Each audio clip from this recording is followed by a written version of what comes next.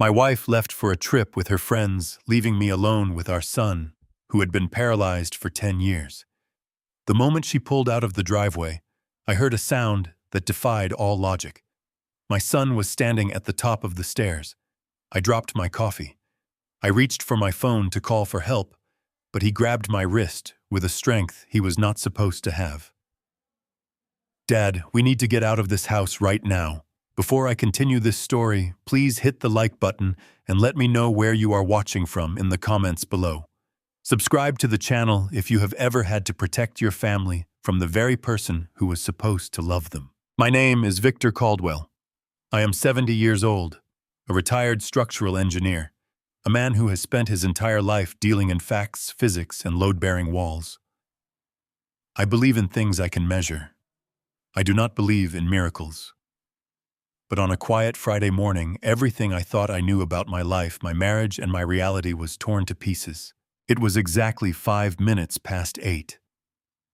My wife Valerie had just left our house for a weekend wine tasting trip in Napa Valley.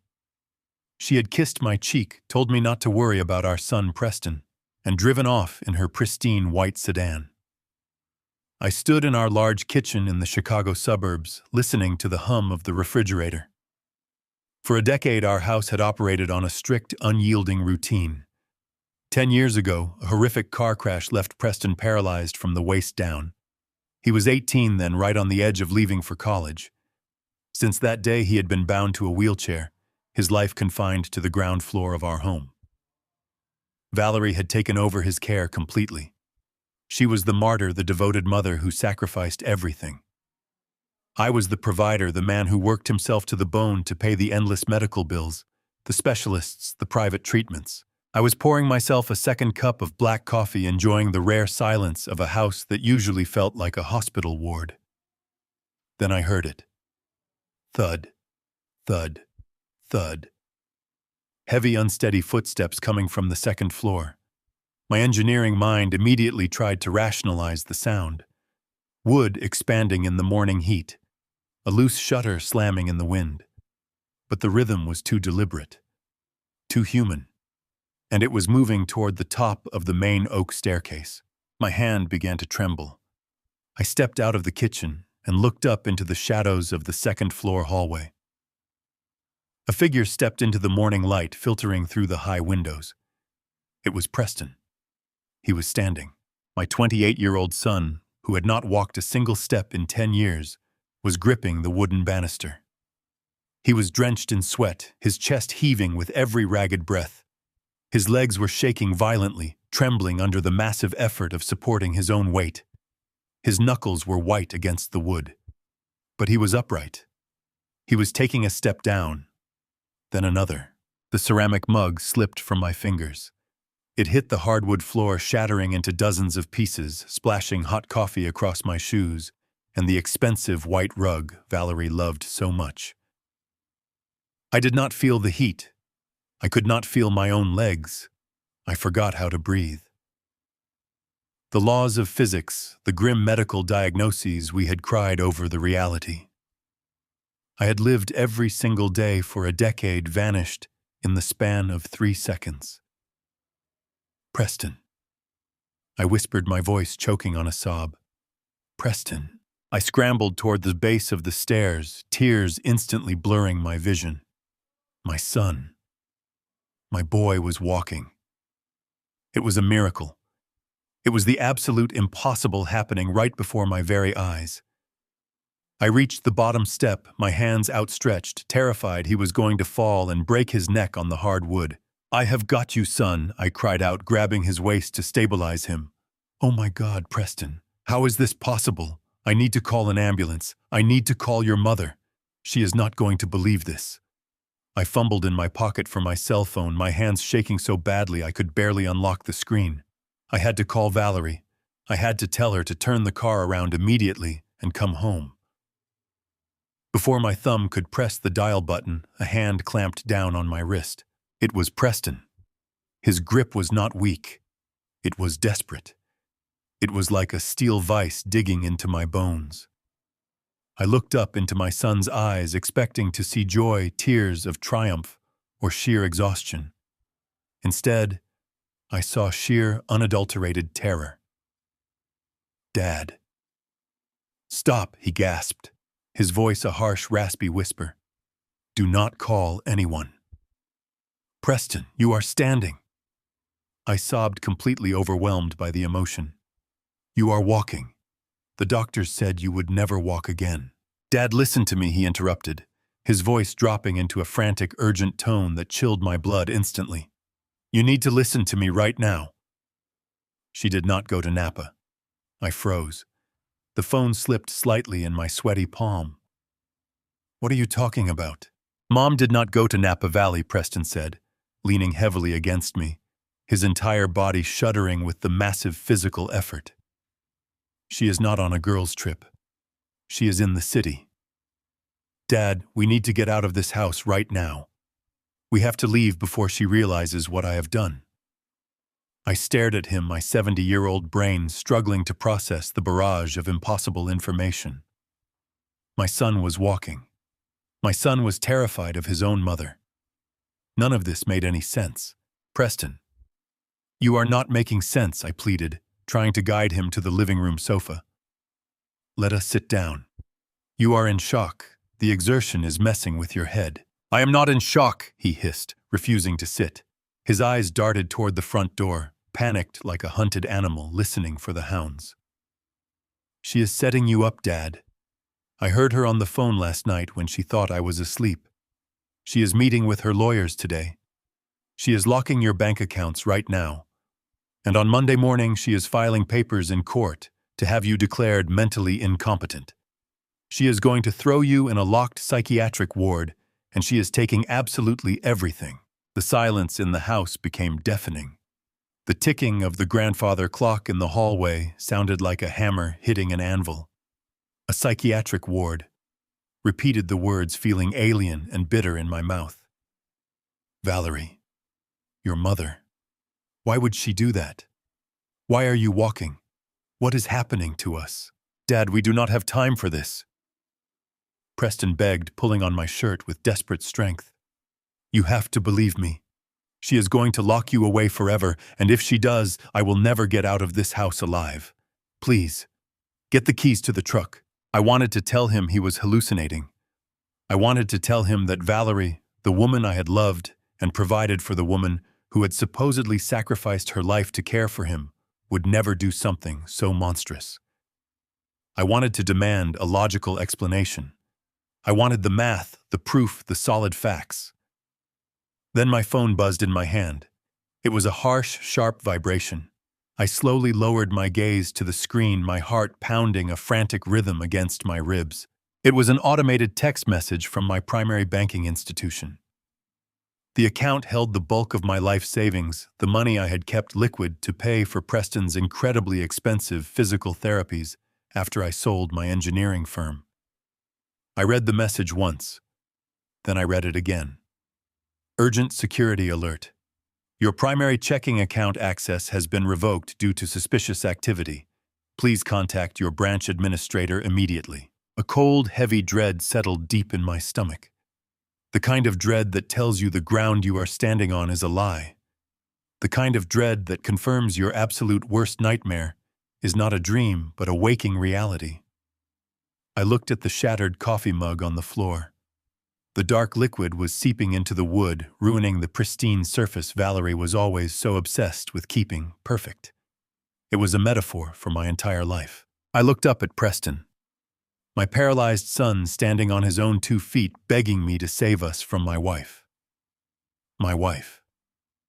The woman who was supposed to be sipping wine in California, but was instead systematically dismantling my life from downtown Chicago. I slipped the phone back into my pocket. My hands were no longer shaking.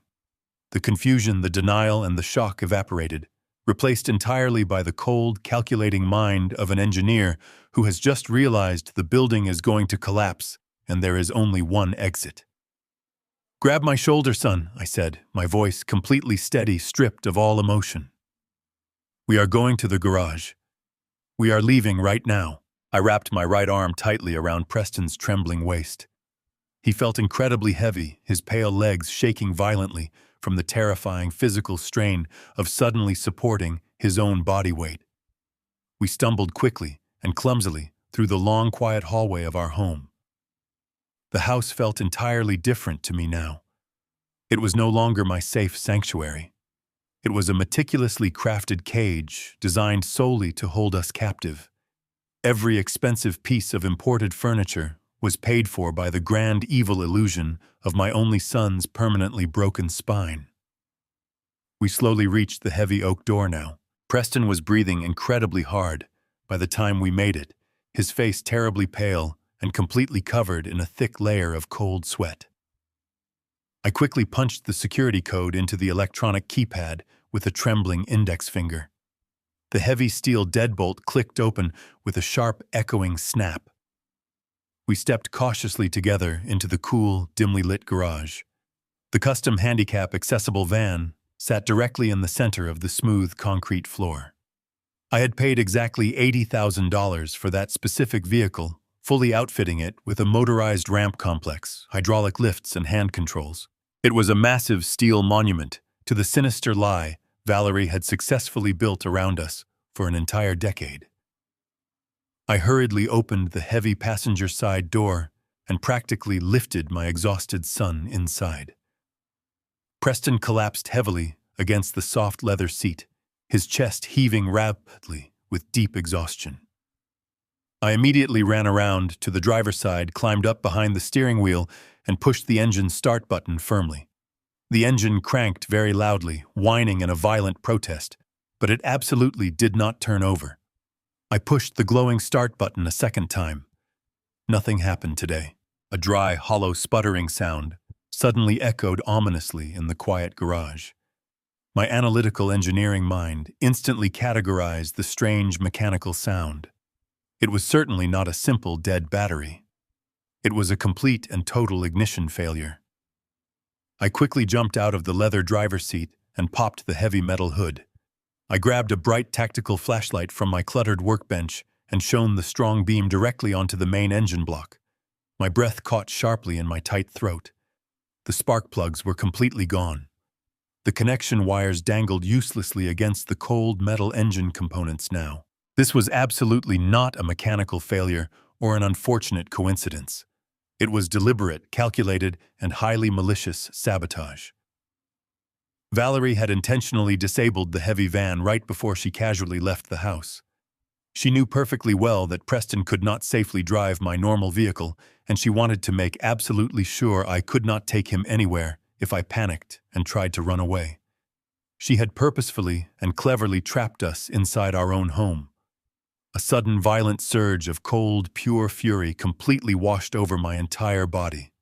I slammed the heavy metal hood shut quickly.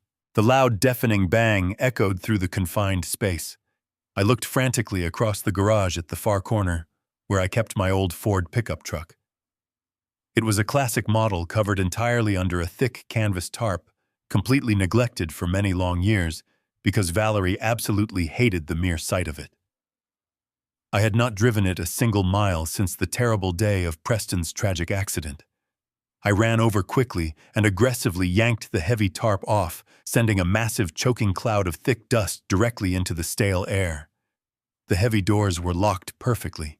The actual vehicle keys were locked securely inside the house in a heavy metal safe box I definitively did not have the combination for. I absolutely did not have the time to strictly search the entire house.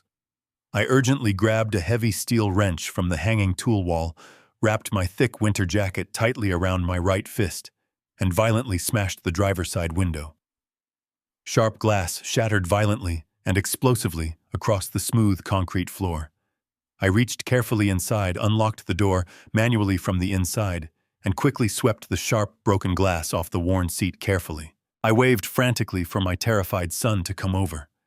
Preston dragged his heavy body painfully across the cold garage floor, fighting bitterly and aggressively for every single inch of forward movement, and climbed slowly and painfully up into the dirty cab. I slid smoothly into the cold driver's seat. Without the actual metal key, I had to completely hotwire the heavy vehicle. My aged hands moved purely on long, ingrained muscle memory, and decades of intense mechanical engineering experience. I forcefully ripped away the lower plastic steering column cover with my bare hands. I quickly located the necessary wiring. I found the main ignition switch wiring harness underneath the broken plastic. I forcefully pulled out the thick red battery wire, and the yellow starter wire stripped the protective plastic ends away aggressively with my own teeth and twisted the exposed copper strands securely together. The dusty dashboard lights immediately flickered magically to bright life. I found the final ignition wire and struck it firmly against the twisted copper base. Bright yellow sparks flew wildly, instantly illuminating the dark interior cab. The old engine coughed very loudly, sputtered twice in loud protest, and then suddenly roared to roaring loud life. I immediately threw the heavy truck into reverse gear and hit the automatic garage door opener, located securely on the dirty sun visor. The heavy wooden door began to rise incredibly slowly, agonizingly inching upward. It was absolutely moving far too slowly for our desperate, urgent escape. I violently slammed my heavy right boot down directly onto the metal gas pedal, and the massive truck shot backward instantly. The metal roof violently and loudly scraped the very bottom edge of the slowly moving wooden garage door. We aggressively hit the paved concrete driveway with a very loud, high-pitched squeal. A loud screech of black tires echoed. I aggressively slammed the heavy gear shifter back directly into forward drive. As I rapidly turned the heavy steering wheel, my intensely bright headlights quickly swept across the very quiet residential street. A massive, entirely black SUV was slowly and quietly creeping around our typically quiet cul-de-sac. It had absolutely no visible license plates. The extremely dark tinted windows were rolled up completely tight. It was definitely not a friendly neighbor happily heading to a morning job. It was a hired private patrol car. Valerie had actually paid a professional watcher. I killed the headlights, instantly plunging us into total darkness. I floored the accelerator, tearing down the quiet street in the opposite direction. We sped recklessly through the pristine, manicured neighborhoods of our upscale suburb. I navigated the familiar winding streets purely by memory. We drove in heavy silence for 2 hours, steering the old rattling truck toward the gritty outskirts of Chicago. I finally found a decaying neon-lit motel. I paid for a room in cash. I helped Preston inside. I locked the heavy deadbolt firmly. "Preston," I whispered into the suffocating silence. "How long have you walked?" Preston sat heavily on the edge of the sagging motel mattress.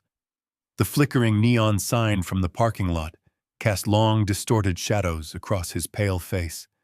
He looked down at his trembling hands, taking a deep, shuddering breath before he finally looked up at me.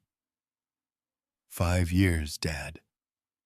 He spoke the words so quietly, they almost vanished into the hum of the broken air conditioner.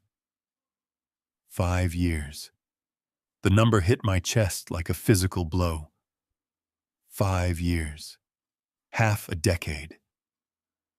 My mind instantly raced back to the very beginning of this 10-year nightmare. I closed my eyes for a fraction of a second, vividly remembering the humid August night a decade ago. It was the exact night before Preston was supposed to leave for his freshman year at Stanford University. Our house was filled with packed boxes and immense pride. Then came the horrific phone call, the squeal of tires, the shattered windshield, the devastating car crash that supposedly severed his spinal cord completely. I remembered pacing the sterile, cold hospital corridors.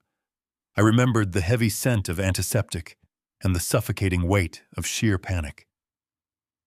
Then Valerie emerged from the consultation room with the lead surgeon. Her face was an absolute mask of tragic composure. She walked straight into my arms, weeping softly, whispering the words that broke my heart into a million irreparable pieces. "The damage is permanent, Victor. His spine is irreparably damaged. He will never walk again." From that exact moment, our entire existence completely shifted. Valerie immediately transformed into the ultimate martyr. She completely took over every single aspect of his medical care. She insisted with absolute devotion that a normal physical rehabilitation center was simply not good enough for our boy. She aggressively researched and eventually brought in a highly exclusive, incredibly expensive private specialist named Dr. Aris Thorne. He promised cutting-edge, personalized treatments that the standard medical community supposedly could not provide. I believed her. I trusted her implicitly because she was my wife, and she played the role of the endlessly devoted self-sacrificing mother with absolute perfection. She quit her social clubs. She stayed home every single day. She hovered over his wheelchair like a protective hawk. And I did exactly what a father is supposed to do. I provided. I worked myself down to the absolute bone. When Dr. Thorne's exorbitant monthly invoices started draining our savings, I did not hesitate. I sold my majority shares in the commercial engineering firm I had spent 30 years building from the ground up. I cashed out my retirement accounts. I liquidated our secondary properties. I gladly traded every single ounce of my professional legacy just to keep my son comfortable, believing I was funding the best possible medical care in the country.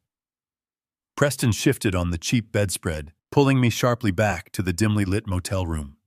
His breathing was still shallow, his muscles still twitching from the immense effort of our escape. 5 years ago, I started feeling a burning sensation in my left foot. He continued, his voice trembling with a mixture of long, suppressed anger and profound sorrow. At first, it was just a faint tingle, like pins and needles. I was so excited, Dad. I thought it was a genuine miracle. I told Mom immediately. I told Dr. Thorne the very next morning when he came for my physical evaluation. I stared at him, my analytical brain desperately trying to connect the jagged pieces of this horrifying puzzle. If you regained feeling 5 years ago, why did you stay in that chair? Why did you never tell me? Preston let out a bitter, hollow laugh that lacked any real humor. I did try to tell you. Do you remember when I kept saying my legs were burning and you thought it was phantom nerve pain? Mom intercepted every conversation. But more than that, it was the medication. Every single time I showed any genuine physical progress, every time I could successfully wiggle a toe or flex a calf muscle, Dr. Thorne would schedule a special emergency consultation. He would close the bedroom door, whisper with Mom in the hallway, and then they would come back inside with a brand new treatment plan. My stomach violently churned. A new treatment plan. Yes, Preston said, his eyes welling with frustrated tears. Mom called them my special vitamins. She said Dr. Thorne had formulated a unique compound specifically designed to prevent painful muscle necrosis. She insisted I needed them to survive. She would bring me a small paper cup with 2 heavy capsules every single night. She would stand right over me and watch me swallow them. And within 20 minutes, the absolute nightmare would begin. He rubbed his face aggressively, trying to erase the terrifying memories. The medicine did not help me, Dad. It did the exact opposite. Whenever I took those specific vitamins, a heavy, crushing fog would completely take over my brain. I could not think clearly. I could not string 2 logical sentences together. I felt like I was floating underwater, completely disconnected from reality. But the worst part was what it did to my body. Any strength I had managed to build up in my legs would instantly vanish. My muscles would turn to absolute jelly. I would wake up the next morning entirely paralyzed all over again, trapped inside a heavy, useless body, entirely dependent on her for absolutely everything. I listened in absolute horrified silence. The memories flooded my mind. I remembered coming home from a grueling 14-hour workday, walking into his bedroom, and finding him staring blankly at the ceiling, drool pooling at the corner of his mouth. Valerie would gently wipe his face with a warm cloth, looking up at me with tear-filled eyes, whispering about how severe his condition was becoming. She told me it was the natural progression of his terrible neurological trauma. She told me I needed to work more, earn more, so Dr. Thorne could find a better solution. She lied to my face every single day.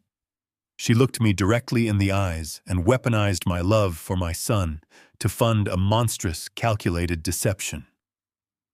They kept adjusting the dosage. Preston continued, his voice growing stronger, fueled by righteous indignation.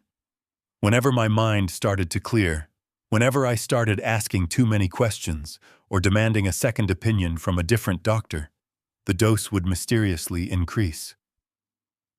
I was a prisoner, Dad. My own mother was my cruel warden, and Dr. Thorne was her loyal executioner.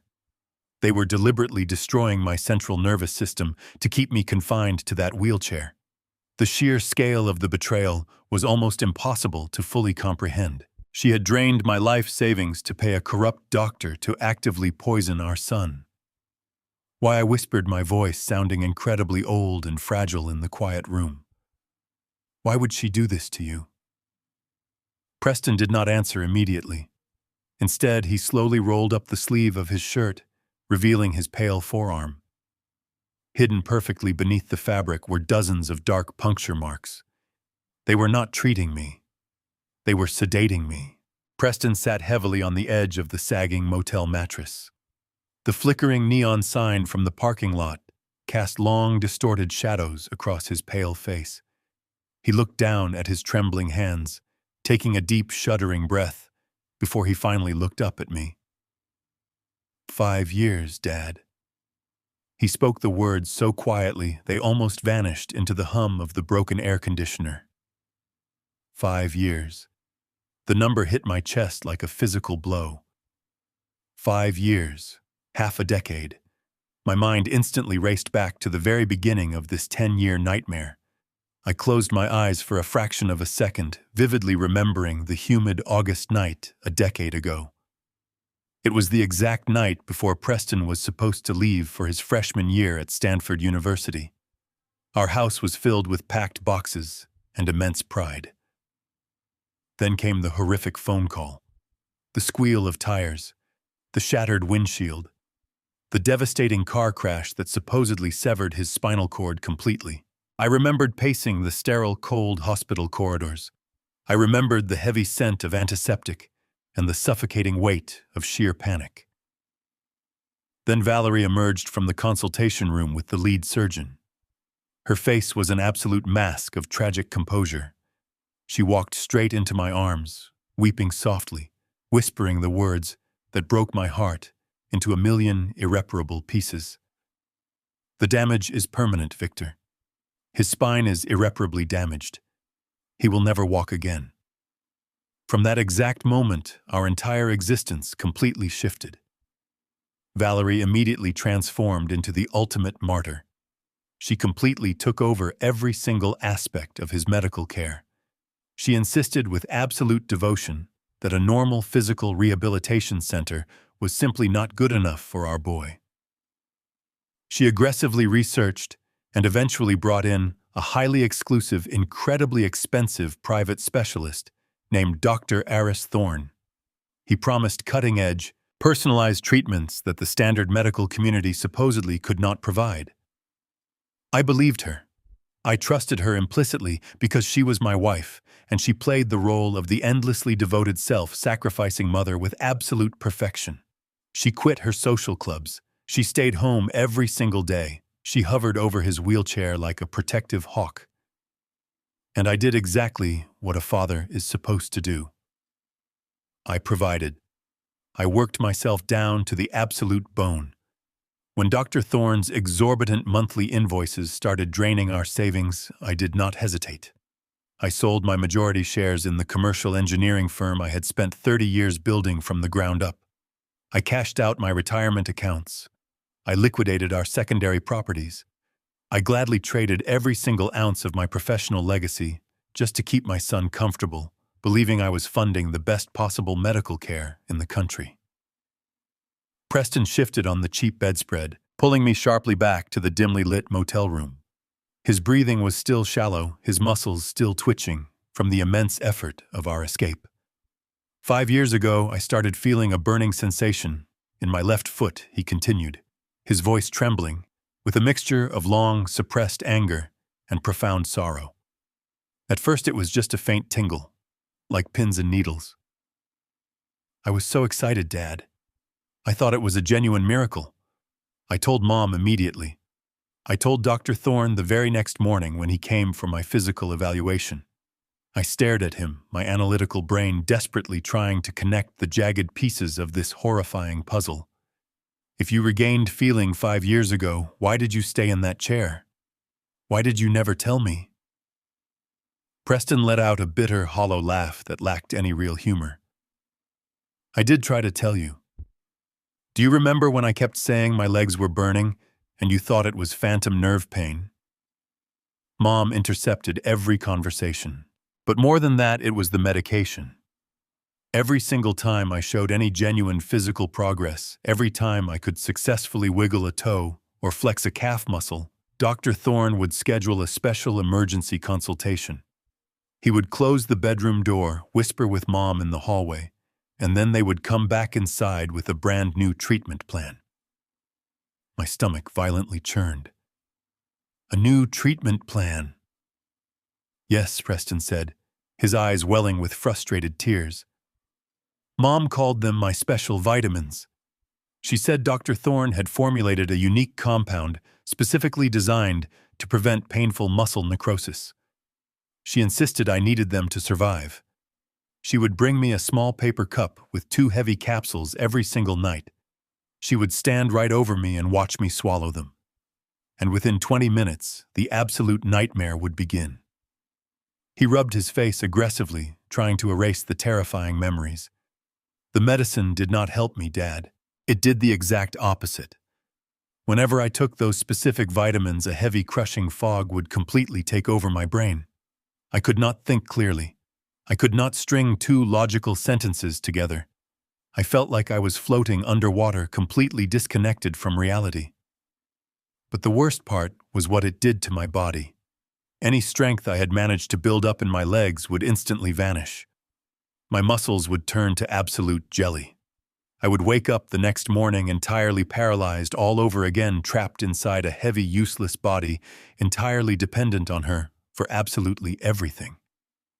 I listened in absolute horrified silence. The memories flooded my mind. I remembered coming home from a grueling 14-hour workday, walking into his bedroom, and finding him staring blankly at the ceiling, drool pooling at the corner of his mouth. Valerie would gently wipe his face with a warm cloth, looking up at me with tear-filled eyes, whispering about how severe his condition was becoming. She told me it was the natural progression of his terrible neurological trauma. She told me I needed to work more, earn more, so Dr. Thorne could find a better solution. She lied to my face every single day. She looked me directly in the eyes and weaponized my love for my son to fund a monstrous, calculated deception. They kept adjusting the dosage, Preston continued, his voice growing stronger, fueled by righteous indignation. Whenever my mind started to clear, whenever I started asking too many questions or demanding a second opinion from a different doctor, the dose would mysteriously increase. I was a prisoner, Dad. My mother was my cruel warden, and Dr. Thorne was her loyal executioner. They were deliberately destroying my central nervous system to keep me confined to that wheelchair. The sheer scale of the betrayal was almost impossible to fully comprehend. She had drained my life savings to pay a corrupt doctor to actively poison our son. Why, I whispered, my voice sounding incredibly old and fragile in the quiet room. Why would she do this to you? Preston did not answer immediately. Instead, he slowly rolled up the sleeve of his shirt, revealing his pale forearm. Hidden perfectly beneath the fabric were dozens of dark puncture marks. They were not treating me. They were sedating me. I stared at the bruised, punctured skin on my son's forearm. Those dark, clustered marks were a brutal map of a decade of systematic abuse. My stomach twisted with a sickening mixture of profound guilt and absolute rage. For 10 long years, I had dutifully paid the astronomical medical bills, blindly trusting the woman I married to care for the boy we brought into this world. I had surrendered my role as a protector because she convinced me I was only needed as a financial provider. I reached out with a trembling hand and pulled Preston's soft cotton sleeve back down carefully, covering the horrific physical evidence of his long captivity. The overwhelming emotional shock threatened to paralyze my logical thought process, but I refused to let it. I am a structural engineer by trade. My entire professional life has been dedicated to understanding exactly how immense pressure affects complex foundations, identifying catastrophic stress fractures long before a massive building completely collapses. My own family was rapidly collapsing right now, and the foundation was built entirely on deliberate, highly malicious lies. I wiped my face with both hands, taking a deep, steadying breath to calm my heart. I needed to shift my active mind from a grieving father to a cold, calculating forensic analyst. I stood up from the sagging motel bed and walked over to the scratched veneer desk sitting in the dim corner of the room. I unzipped my worn leather satchel and pulled out my heavy silver laptop. I flipped it open, the bright digital screen illuminating the dark, dusty walls of our temporary hideout. Preston watched me silently from the edge of the bed, his rapid breathing finally beginning to steady after the physical exertion of our frantic escape. Valerie thought she had completely cornered me by revoking my digital access to our primary checking and savings accounts. She falsely believed that cutting off my immediate cash flow would leave me terrified, confused, and entirely compliant to her wicked demands. But she had gravely underestimated the meticulous nature of my personal financial planning. During the peak profitable years of my commercial engineering firm, I had quietly established several secondary tax shelter accounts and a secure private corporate trust that she knew absolutely nothing about. These hidden accounts were fortified with complex, separate authentication protocols and routed through a completely independent financial institution. My stiff fingers flew across the illuminated keyboard, accurately typing in the complex passphrases and long security keys I had perfectly memorized decades ago. Within 3 intense minutes, I had successfully bypassed her digital blockade. I now had full, unrestricted access to the master ledger of our shared credit lines and historical banking data. I immediately pulled up the real-time transaction history for the premium platinum credit card Valerie always kept safely tucked inside her designer purse. She had explicitly told me she was driving up the scenic coast to Napa Valley for a deeply relaxing weekend of wine tasting with her closest girlfriends. I naturally expected to see routine gas station charges in Nevada or hotel deposits somewhere in Northern California. Instead, the glowing digital ledger painted a vastly different, deeply disturbing picture of her actual movements. Her credit card had not been swiped anywhere near a sunny California vineyard today. Exactly 30 minutes after she had kissed my cheek and cheerfully driven away from our suburban home, a massive pending charge had been officially authorized at a 5-star luxury hotel located directly in the heart of downtown Chicago. She had never even left the city limits. I scrolled further down the bright screen, my tight jaw clenching harder with every single line item.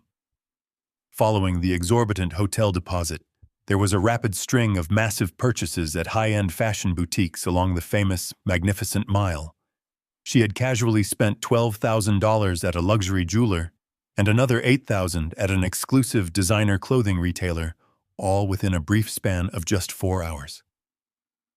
She was not on a girls' trip. She was actively celebrating. She was recklessly spending my hard-earned money on an extravagant shopping spree while setting the final legal stage to have me permanently locked inside a sterile psychiatric facility. I stared blankly into the glowing screen, letting the sheer magnitude of her brilliant deception fully settle into my tired mind. The horrifying truth acted exactly like a bright, piercing spotlight, suddenly illuminating the dark, highly questionable corners of the past 10 years.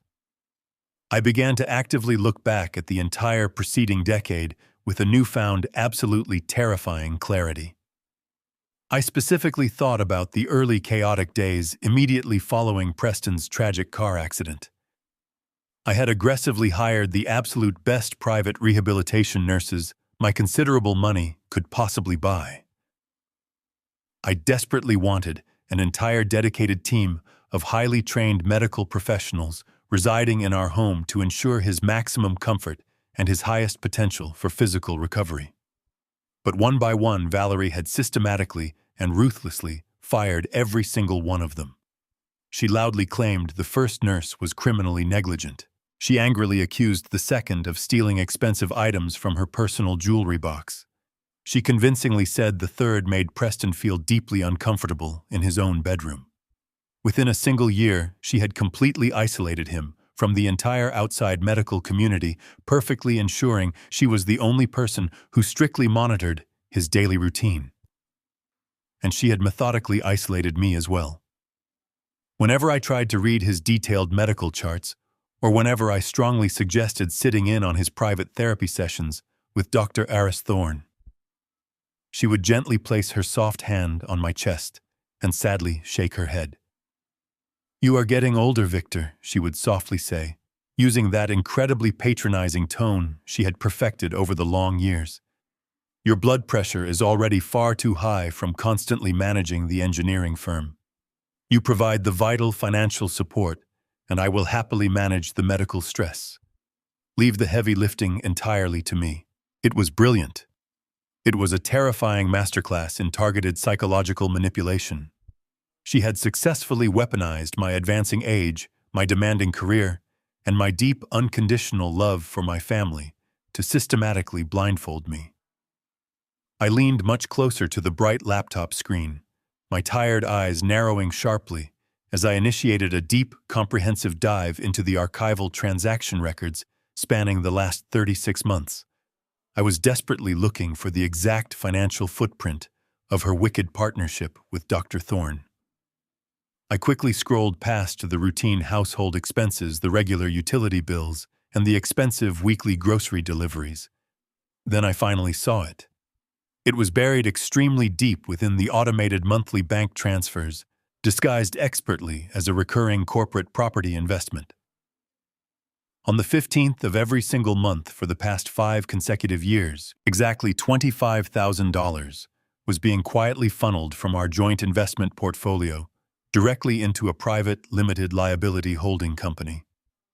I slowly highlighted the small digital text, my beating heart turning completely to solid ice as I read the registered corporate name aloud into the silent motel room. Thorne and V Real Estate. Thorne and V Real Estate. The name of the holding company echoed in my mind like a death knell. I gently closed my laptop, moving quietly so as not to disturb Preston. He had finally fallen into a deep, exhausted sleep on the neighboring bed, his chest rising and falling, with a peaceful rhythm I had not seen in a decade. I draped a spare blanket over his legs, ensuring the deadbolt was firmly locked from the inside, and stepped out into the frigid night air. I needed a secure public network. I drove my old Ford down the desolate highway until the glowing neon sign of a 24-hour diner pierced the darkness. The bell above the door jingled as I walked in. I slid into a sticky vinyl booth in the far corner, ordering a black coffee I had no intention of drinking. I opened my laptop, connecting to the unencrypted network, shielding the screen from the tired waitress wiping down the counter. My engineering background had taught me how to trace structural faults down to the micromillimeter, and financial fraud was essentially the exact same discipline. You simply follow the stress fractures until you find the broken beam. I started with the man who had been prescribing my son a daily dose of poison. I typed Dr. Aris Thorne into the State Medical Board database. The initial search yielded a perfectly curated professional profile, complete with glowing reviews and prestigious affiliations. But I knew exactly how to dig deeper. I ran his credentials through a federal registry, cross-referencing his past addresses. That is when the pristine facade began to crumble. 8 years before Valerie brought him into our home, Thorne had his medical license quietly suspended in the state of Florida. The official disciplinary records were buried under layers of dense legal jargon, but the core offense was crystal clear. He had been investigated for severe medical malpractice, specifically relating to the gross overprescription of powerful sedatives and highly experimental chemical compounds to extremely vulnerable patients. He had narrowly avoided going to federal prison by voluntarily surrendering his state medical license and quietly moving away. Valerie had not found a miracle worker. She had deliberately sought out a disgraced, desperate man with a documented history of severe medical abuse. I pulled up the public property tax records for the greater Chicago area actively searching for the holding company I had just found on my wife's shared credit card statement. Thorn and V Real Estate. The search results loaded instantly, and my tight jaw clenched so hard my back teeth actually ached. This disgraced, completely unlicensed practitioner currently owned 3 ultra-luxury residential penthouses right in the wealthy center of the city. The combined market value was easily over $6 million. A private rehabilitation doctor dealing with a single paralyzed patient could never legitimately afford a massive real estate portfolio of that magnitude. He was not earning a regular salary. He was continuously receiving a massive cut of a much larger, highly coordinated criminal enterprise. But where exactly was the initial massive capital coming from? My personal engineering wealth was substantial, but I had tightly controlled the outward flow of my liquid cash. They were somehow getting millions of dollars from somewhere else entirely. The devastating realization suddenly hit me with the overwhelming physical force of a speeding freight train. My late brother, Thomas. Before Thomas tragically passed away from aggressive pancreatic cancer 7 years ago, he had legally established a massive, irrevocable medical trust fund entirely dedicated to his beloved nephew. The private trust was initially seeded with exactly $8 million explicitly legally designated to cover Preston's lifelong medical care, highly specialized mobility equipment, and potential future reconstructive surgeries.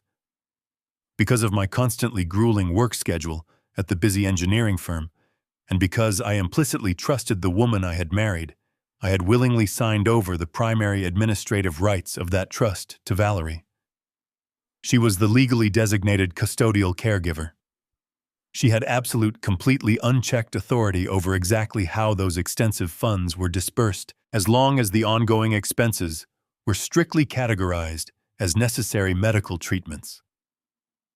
I securely logged into the private wealth management portal using a secret administrative bypass code I had carefully set up when Thomas first drafted the dense legal documents. I rapidly navigated directly to the main trust ledger. My trembling hands hovered uncertainly over the glowing keyboard. I took a very sharp, deep breath and pressed enter. The digital screen instantly populated with 10 full years of detailed financial history. I stared blankly at the digital numbers, feeling a sudden wave of profound, sickening nausea wash completely over my entire body. It was an absolute financial massacre. Hundreds of thousands of dollars had been methodically and ruthlessly bled out month after month, year after agonizing year. The outgoing wire transfers were all personally authorized by Valerie and paid directly to various obscure shell companies completely owned by Dr. Eris Thorne. The expense categories were creatively diverse and completely entirely fabricated. Advanced experimental neurological stimulation therapy, highly specialized spinal cord cellular regeneration protocols, advanced custom mobility equipment procurement. It was an incredibly sophisticated, perfectly documented paper trail of absolute, unadulterated lies. Every single dollar intended to give my son a better, more comfortable life had been actively used to continuously pay a corrupt, evil monster to keep him chemically paralyzed in a rusted wheelchair. They were literally heavily billing the massive trust fund to continuously and systematically poison the sole beneficiary.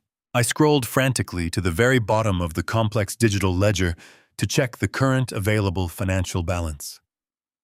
The glowing red numbers confirmed my absolute worst fear. The $8 million safety net my brother had lovingly built for his nephew was completely gone. There was barely $30,000 left in the account. Valerie and Thorne had ruthlessly drained the entire family fortune. But the final, most terrifying puzzle piece was still missing. If the trust fund was completely depleted, why was Valerie taking such an extreme, highly dangerous legal risk right now? Why was she orchestrating an elaborate legal scheme to declare me mentally incompetent and lock me inside a psychiatric ward this coming Monday? I looked at the date on the screen, then looked at the total calculated value of my own personal remaining assets. My private investment portfolios, my commercial real estate holdings, and the equity in our marital home currently totaled roughly $4 million. As long as I was legally classified as competent, she could not touch a single penny of that remaining vast wealth. My large estate was heavily protected by strict legal safeguards that required my direct physical signature for any massive asset liquidation. I suddenly understood the true, terrifying, absolute scope of her immediate timeline. She had completely exhausted Preston's trust fund. The golden goose was entirely dead. Her lavish luxury lifestyle, her expensive downtown hotel, Stay's her designer shopping sprees, and Thorne's vast luxury real estate empire were suddenly completely out of money. She desperately needed a brand new source of massive funding, and she needed it immediately. I was the next target. I was the next target. The sheer chilling magnitude of her sociopathic greed finally settled deep into my weary bones. My immediate primal instinct was to grab my mobile phone and dial the local authorities to scream the horrifying truth to absolutely anyone who would listen to me. But my highly trained analytical mind quickly and forcefully overrode that incredibly dangerous emotional impulse.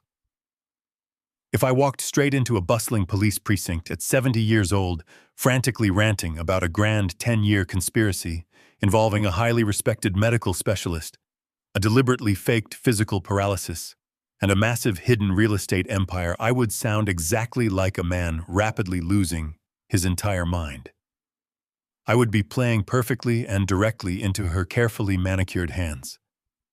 She already had the completely forged medical evaluation declaring me legally insane. She was actively and meticulously building an airtight legal case to completely seize my remaining estate through a forced legal conservatorship. A hysterical, totally unsubstantiated police report would simply be the final necessary nail in my own coffin. I desperately needed hard, irrefutable physical proof. I needed the actual physical poison she was actively using to keep my only son compliant. I slowly looked over at the opposite side of the dimly lit room. Preston was sleeping very deeply, his chest rising and falling in the quiet, dusty shadows of the cheap motel. I quietly wrote down a long list of strict, specific instructions on a piece of thin motel stationery, leaving it directly beside a cheap, prepaid burner phone I had purchased earlier at a desolate gas station. I securely locked the heavy metal deadbolt from the outside and stepped quickly into the freezing, bitter Chicago night. I drove my old rattling Ford pickup truck back toward our pristine, highly affluent suburb, my racing mind entirely focused on the highly critical task directly ahead of me. The winding residential streets were entirely empty at exactly 2 a.m, bathed softly in the artificial pale yellow glow of the towering streetlights. I parked the heavy truck exactly 3 blocks away from my own massive property, absolutely not wanting to accidentally trigger the sensitive motion. Activated security cameras securely mounted directly above our wide paved driveway. I walked silently and carefully through the damp, cold grass of the neighboring manicured yards, approaching my own enormous home exactly like a common, desperate thief in the dead of the dark night. The towering custom-built brick structure looked deeply sinister and incredibly imposing in the dark. I successfully bypassed the main exterior alarm system by carefully accessing the secondary utility box, hidden perfectly behind the dense, overgrown rhododendron bushes near the side gate. I had personally designed and installed the entire complex security grid exactly 5 years ago, meaning I knew exactly how to temporarily blind the sensitive exterior laser sensors without accidentally sending a silent panic signal directly to the private monitoring company. I slipped quietly and effortlessly through the heavy glass patio door, stepping silently into the cavernous, utterly silent kitchen. The massive house felt incredibly cold, distinctly hostile and completely empty. I navigated the dark, deeply familiar hallways purely by long, ingrained physical memory. I knew exactly which expensive imported oak floorboards naturally squeaked and which ones were structurally completely silent. I moved forward with agonizing, deliberate slowness, my tight heart pounding a frantic, heavy rhythm directly against my aching ribs, until I finally reached the heavy, solid mahogany door of Valerie's private home office. She always kept it completely locked. I pulled a thin steel tension wrench and a small, delicate picking hook directly from my thick jacket pocket tools I often used for precisely calibrating highly delicate commercial engineering instruments. Within 40 intense seconds, the heavy brass lock clicked open loudly. I slipped quickly inside the dark room and quietly closed the heavy wooden door firmly behind me, immediately turning on my small, bright tactical flashlight. The intensely focused beam rapidly swept across her pristine, meticulously organized glass desk. I knew deeply in my gut that she was purposefully hiding the actual highly potent medication somewhere inside this specific room. I methodically and quietly checked every single wooden drawer, every locked filing cabinet, and every decorative wooden box resting on the wide shelves. Nothing. I stood perfectly still in the exact center of the dark room, actively thinking exactly like a seasoned structural engineer. I carefully studied the primary load-bearing walls, desperately looking for any slight spatial discrepancies or architectural anomalies. My tired eyes quickly landed directly on a massive, heavy oil painting hanging exactly perfectly centered on the far empty wall. I carefully lifted the heavy, ornate wooden frame completely off its thick brass hooks and gently set it down on the soft carpet. A smooth, flush-mounted heavy steel wall safe stared silently back at me. It was an older, highly reliable mechanical combination model. I absolutely did not have the secret access code, but my lifelong profession requires an incredibly acute, highly sensitive understanding of internal physical acoustics and heavy metal friction. I quickly retrieved a standard high-quality medical stethoscope directly from my worn leather satchel, a simple diagnostic tool I had deliberately bought from an all-night pharmacy on my long drive here. I placed the cold, flat acoustic chest piece directly against the heavy solid steel door, resting it precisely next to the rotating, brass combination dial.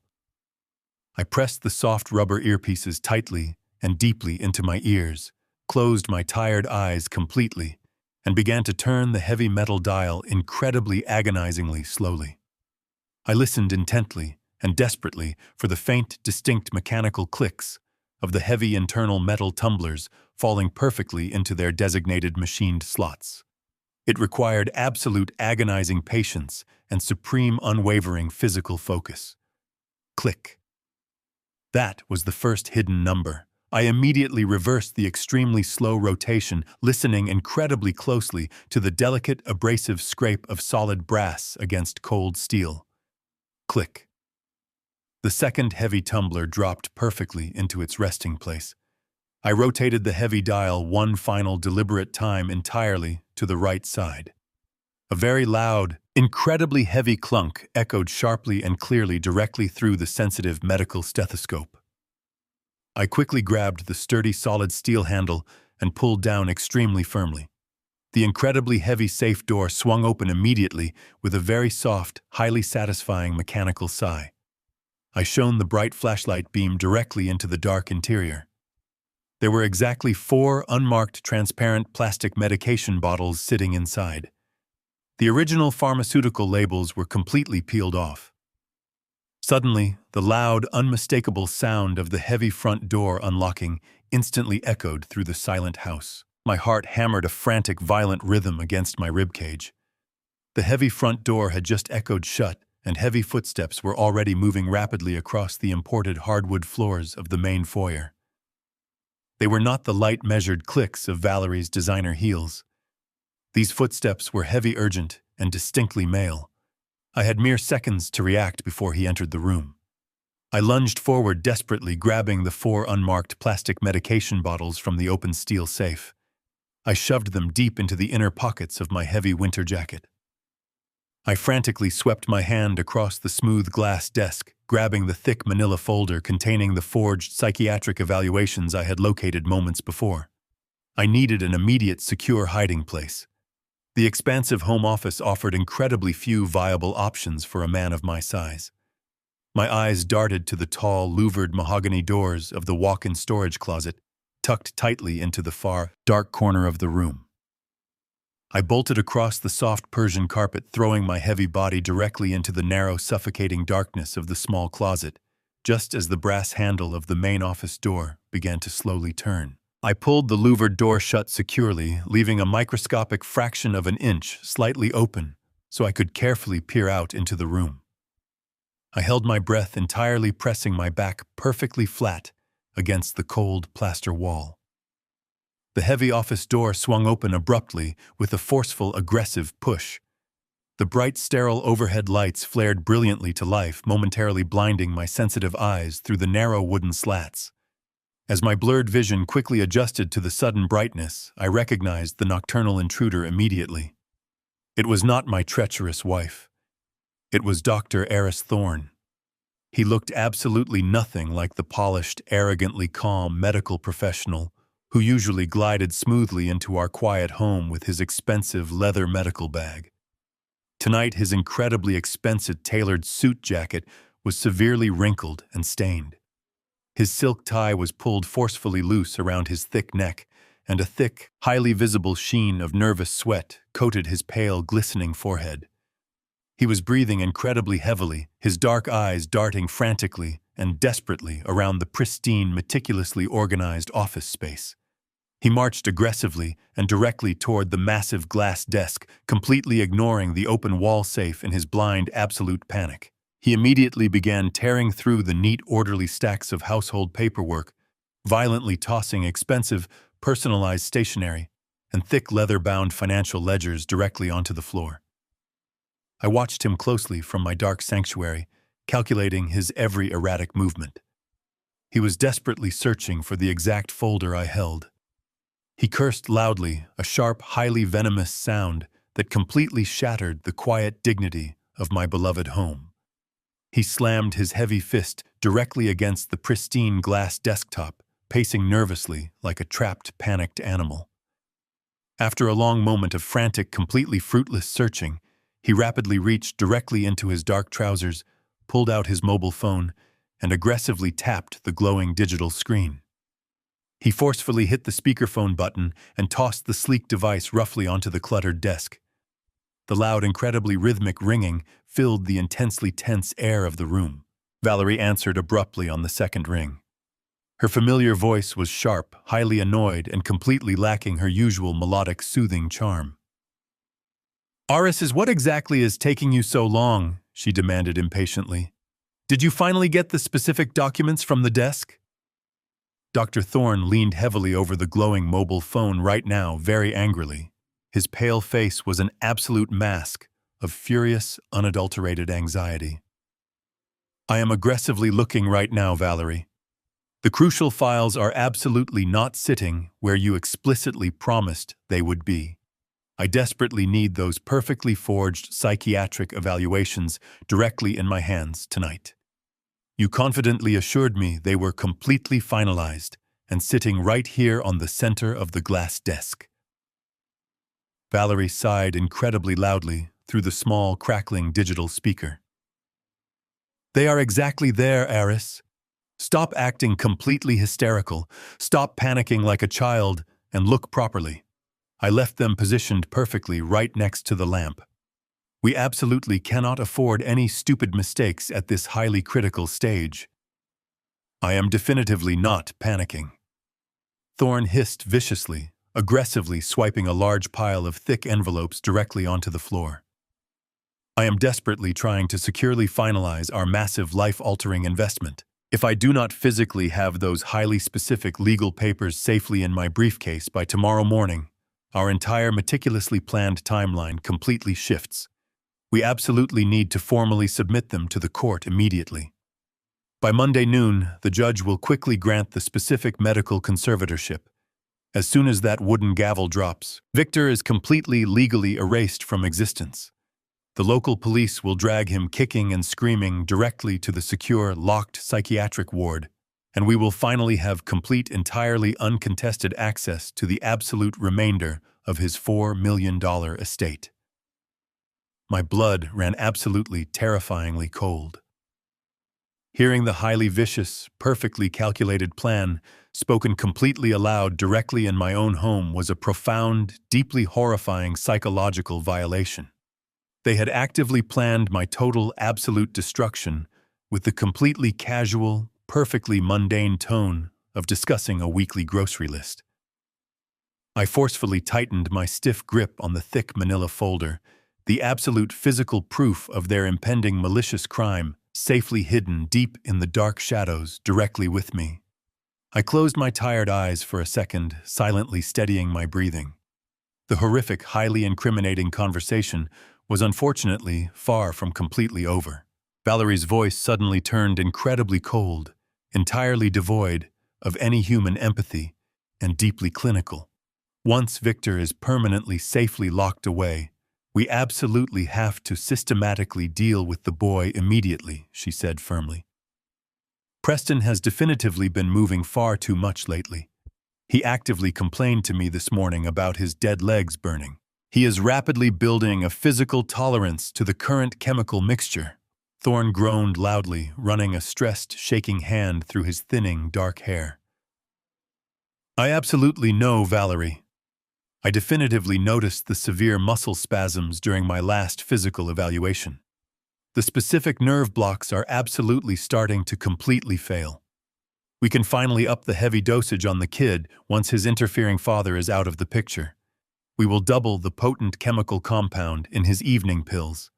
It will completely fry his motor functions entirely within 48 hours.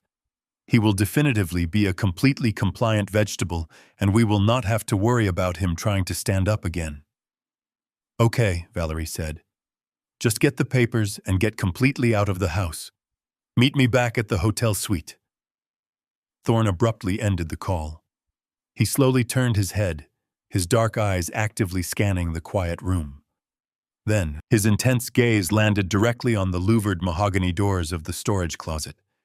My tight heart absolutely stopped. He took a slow, deliberate step forward. I silently reached out quickly in the dark. My fingers closed tightly around a heavy metal paperweight ready to strike. The heavy brass handle of the louvered closet door rattled loudly as Dr. Aris Thorne gripped it with his sweaty palm. My knuckles turned completely white around the heavy metal paperweight.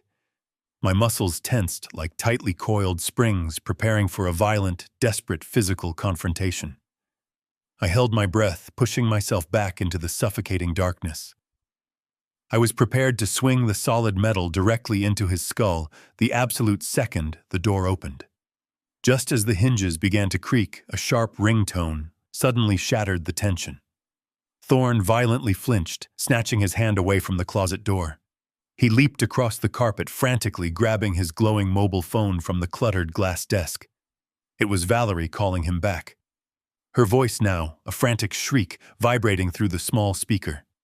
"Get out of there right now!" she screamed.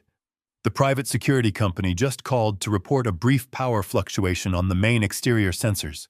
If Victor triggered an alarm, the local police are already on their way.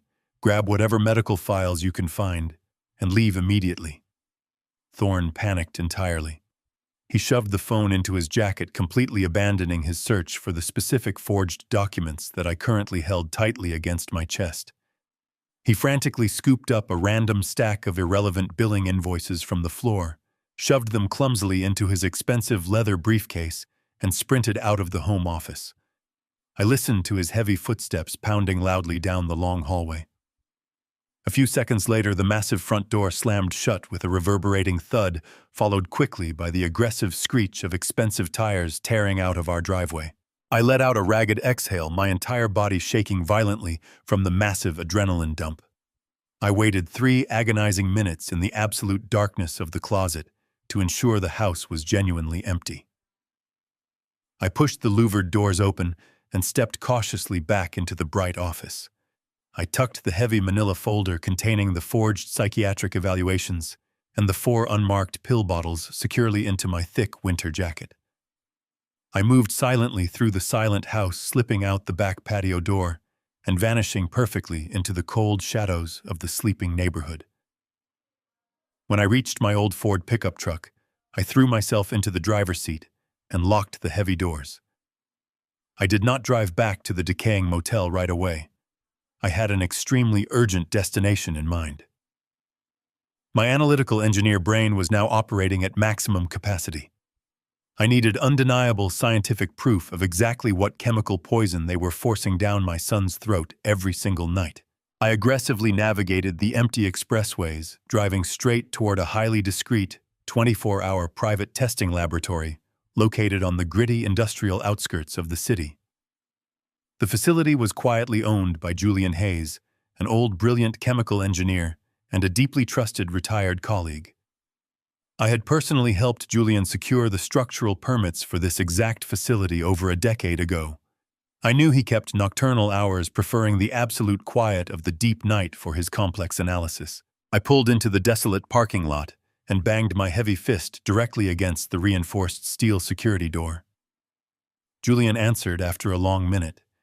He wore a stained white lab coat, his thick glasses pushed high up on his wrinkled forehead. "Victor," he asked, his tired eyes widening in unadulterated surprise. "What on earth are you doing here at this ungodly hour?" I pushed past him, stepping into the bright laboratory. "I absolutely do not have time for pleasantries, Julian. I need your professional expertise, and I need this completely off the official books." I reached deeply into my thick jacket and placed the 4 unmarked plastic pill bottles directly onto his stainless steel examination table. Julian stared at the mysterious capsules, his professional curiosity instantly piqued. "What exactly are these, Victor?" I pulled a thick stack of $100 bills directly from my worn leather satchel. It was exactly $5,000 in cold cash, funds I had deliberately withdrawn during my initial escape. I pushed the heavy stack of money across the cold metal table. "I do not know what they are, Julian, but I suspect they are highly toxic, unregulated neurotoxins. I need a comprehensive, expedited chemical analysis. I need to know exactly what complex chemical compounds are inside these specific capsules, and I need the detailed toxicology report in my hands within the next 24 hours. No legal questions asked." Julian looked down at the massive pile of cash, then looked directly into my desperate, burning eyes. He slowly nodded his head, sliding the unmarked bottles and the money toward his side of the table. "I will run the mass spectrometer immediately, Victor. You will have your definitive answers by tomorrow morning." I thanked him quickly and walked back out into the freezing Chicago wind. I checked the glowing digital clock on my dashboard. It was exactly 5 in the morning. The dark sky was just beginning to turn a bruised shade of purple. I only had one final, critically important stop to make before I could return to my terrified son. I threw the heavy truck into gear and drove aggressively toward the highly affluent gated communities of the North Shore. I was heading directly to the private residence of Richard Sterling. Richard was not just my primary corporate attorney. He was an incredibly ruthless, fiercely loyal legal shark who had viciously protected my commercial engineering firm from predatory corporate lawsuits for over 20 long years. He was the only man I implicitly trusted to navigate the impending legal massacre. I parked my rattling truck recklessly in his pristine driveway and marched directly up the wide, elegant stone steps. I banged my heavy right fist violently and aggressively against the heavy oak front door. I did not care if I woke up his entire sleeping neighborhood. I pounded on the solid wood until my knuckles throbbed with a persistent pain. After 3 agonizing minutes, the heavy door finally jerked open. Richard stood there in a silk bathrobe, his gray hair completely disheveled, his face flushed with righteous sleep-deprived fury. "Victor, are you completely insane?" he hissed angrily, tightening the belt of his robe. "Do you have any earthly idea what time it is?" I pushed my way past his imposing frame and walked directly into his grand, marble-floored foyer. "We do not have time to sleep, Richard," I said firmly, walking with absolute purpose straight into his formal dining room. I violently emptied my heavy leather satchel directly onto the polished mahogany dining table. The forged psychiatric evaluations and the printed financial documents detailing the depleted trust fund scattered perfectly into the bright overhead light. Richard stepped closer to the long table, his sharp legal mind instantly recognizing the devastating implications of the heavy paperwork. "What exactly is all this, Victor?" he whispered, completely stunned.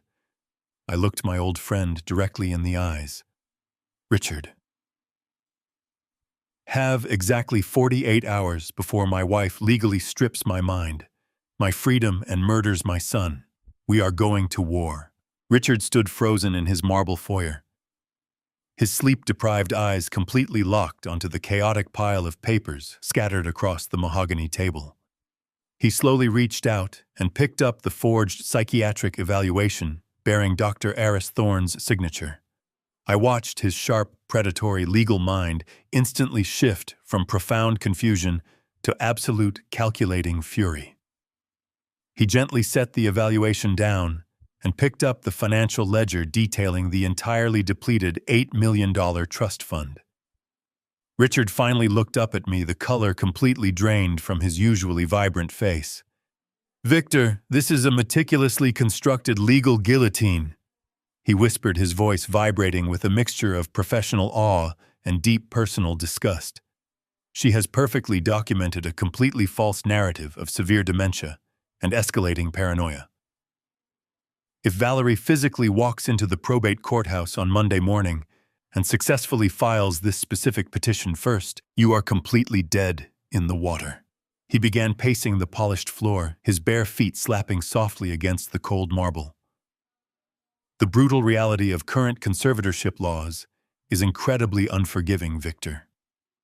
Once a judge officially stamps this emergency medical order, you instantly lose absolutely every single fundamental human right. You will not be allowed to hire your own attorney. You will not be allowed to access your own bank accounts. You will not even be allowed to legally protest your own forced institutionalization.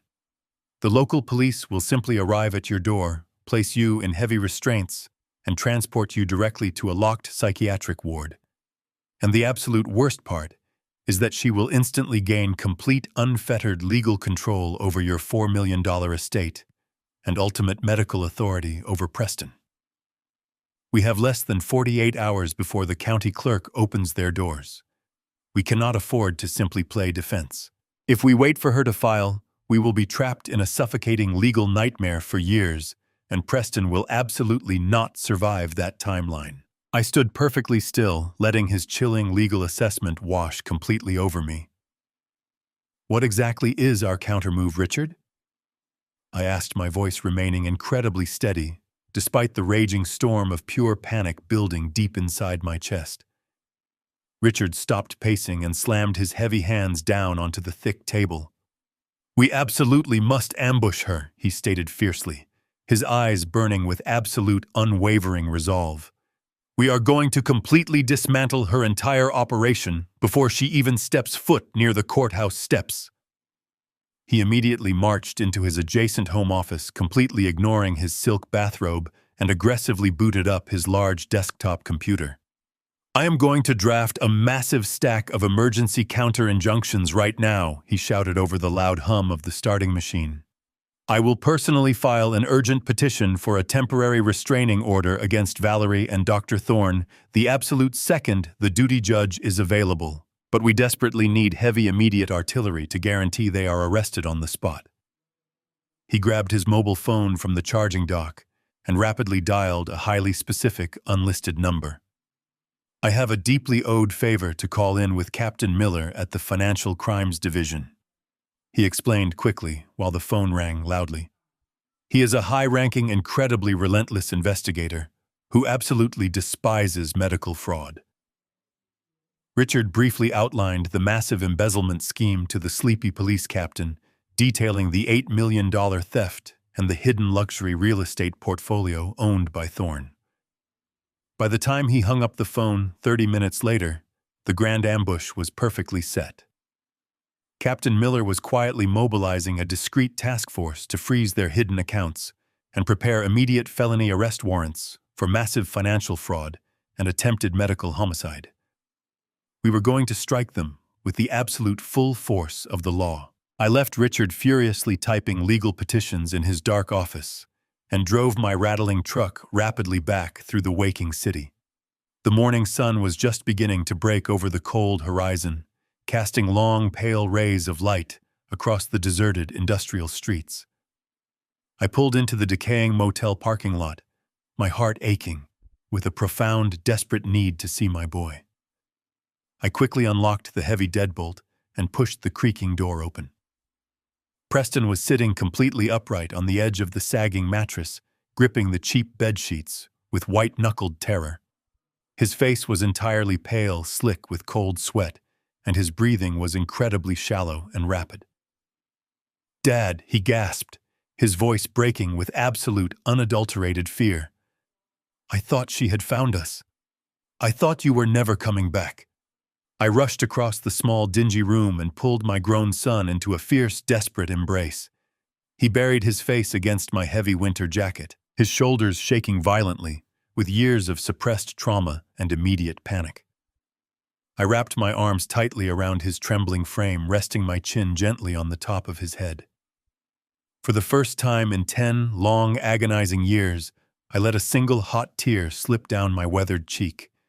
It was not a tear of sorrow, but a tear of absolute, unwavering determination. "I am right here, Preston," I whispered fiercely into the quiet, dusty room, holding him closer to my chest. "I will never, ever leave you alone with them again. You are entirely safe now." I pulled back slightly, looking directly into his terrified, exhausted eyes. "You walked today, son," I said, my voice incredibly thick with profound paternal pride and absolute certainty. "You fought through a decade of chemical torture, and you walked.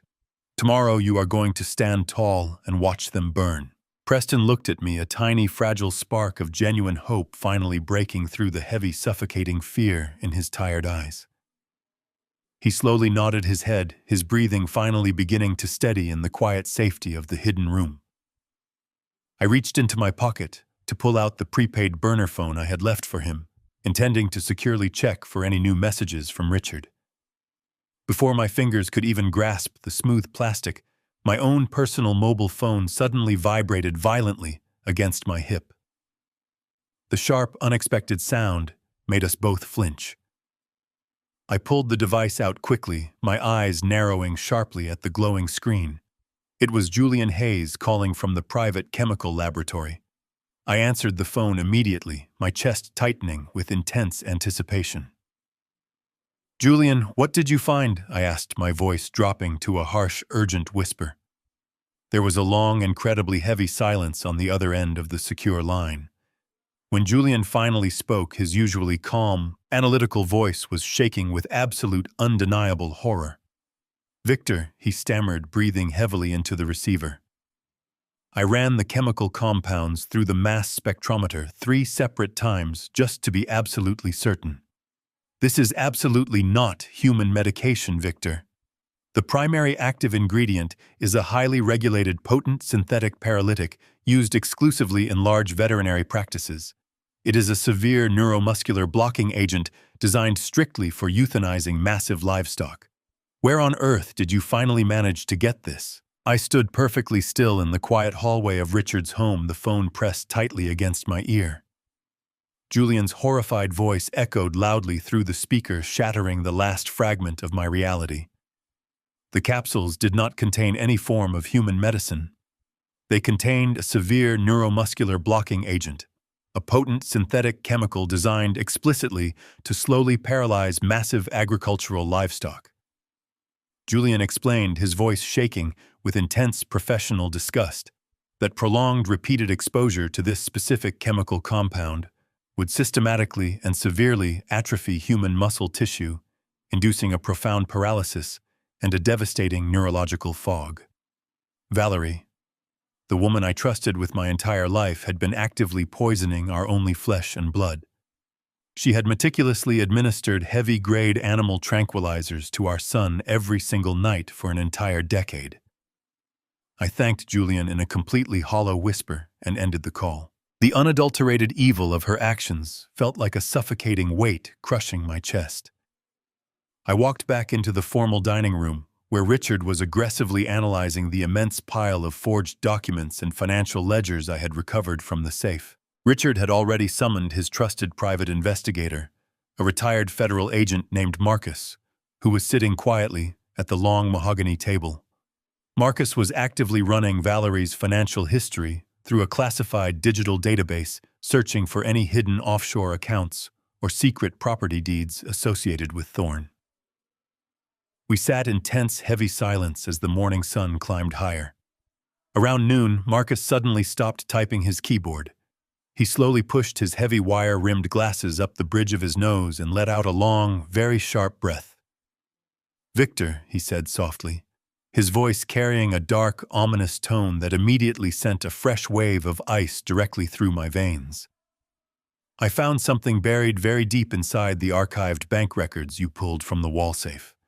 It is not just another luxury real estate purchase or a hidden offshore transfer to the corrupt doctor." Marcus turned his silver laptop around, so Richard and I could clearly see the glowing screen. He pointed directly to a specific heavily encrypted wire transfer originating from Valerie's personal private checking account. The digital timestamp on the official bank document was incredibly specific. The massive payment of exactly $50,000 in cash was permanently processed exactly 10 years ago. I leaned much closer to the bright screen, my tired eyes carefully tracing the stark black text. The exact date of the massive financial transfer was a Tuesday in late August. It was exactly 48 hours before Preston was scheduled to pack his bags and excitedly drive his car across the country to begin his freshman year at Stanford University. It was exactly 2 days before the horrific, catastrophic vehicle crash that supposedly severed his spinal cord and ruined his bright future forever. Who exactly received this money? I asked, my voice dropping to a dangerous guttural rasp. Marcus brought up the associated routing numbers and the corresponding business license. The recipient was a local, highly shady independent automotive mechanic who operated a failing garage on the gritty industrial outskirts of the city. He abruptly closed his shop and moved out of the state entirely less than 1 week after Preston's tragic accident. The horrifying, monstrous truth finally clicked perfectly into place, illuminating the absolute darkest corner of my wife's black soul. The terrible car crash was absolutely not a tragic random accident. It was a highly calculated, deliberately orchestrated hit. She had meticulously planned to brutally disable him. Valerie had purposefully paid a desperate mechanic to intentionally cut the brake lines on our son's car. She had actively tried to severely maim or completely kill her own child, just to ensure he would never ever leave her house. If Preston had successfully gone to college in California, she would have completely lost her primary legally designated role as his custodial caregiver. She would have lost her immediate, completely unchecked access to the massive $8 million medical trust fund my late brother had generously established for him. Her entire horrific motive was completely rooted in unadulterated psychopathic greed. She had deliberately shattered her own son's spine and then spent the next 10 years actively feeding him livestock tranquilizers, perfectly securing her absolute control over the massive family fortune. My structural engineer mind completely snapped, shifting from profound grief into a state of cold, absolute calculating fury. I was no longer just a betrayed husband or a deeply heartbroken father. I was an intensely focused, highly motivated predator, and I was going to utterly destroy the monsters who had tortured my family. I turned to Richard, my hands clenched into tight, shaking fists. "We are absolutely not going to simply arrest them, Richard. We are going to completely obliterate their entire existence." Richard nodded slowly, a predatory, ruthless smile spreading across his aged face. He immediately began coordinating directly with Captain Miller and his elite task force, perfectly laying the legal and tactical groundwork for the ultimate, inescapable trap. I drove rapidly back to the decaying, neon-lit motel to check on my son. Preston was sitting up in the bed, watching the door with wide, terrified eyes. I sat down directly next to him, placing my hands firmly on his trembling shoulders.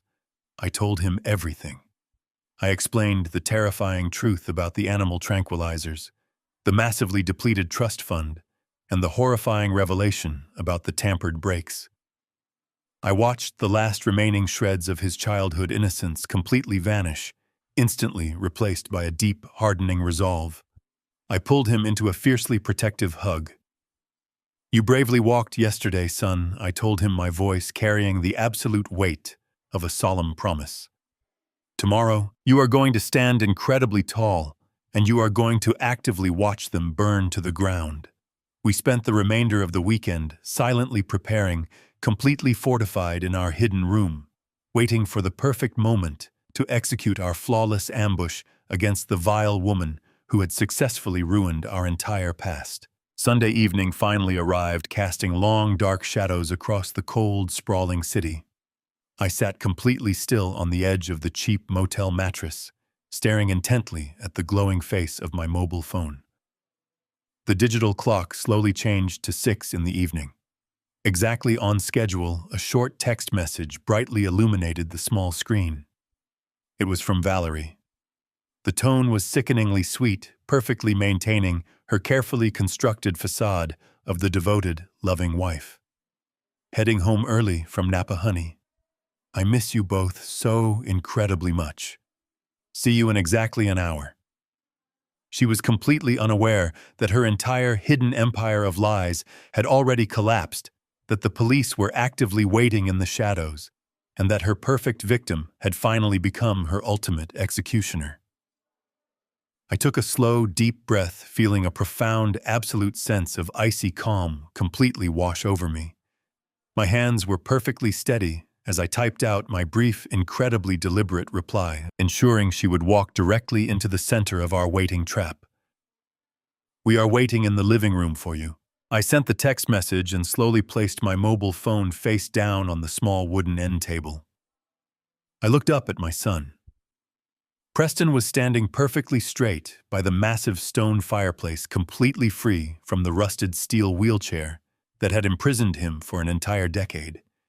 He was wearing a dark, impeccably tailored suit I had purchased for him just yesterday, his broad shoulders squared, and his chin held remarkably high.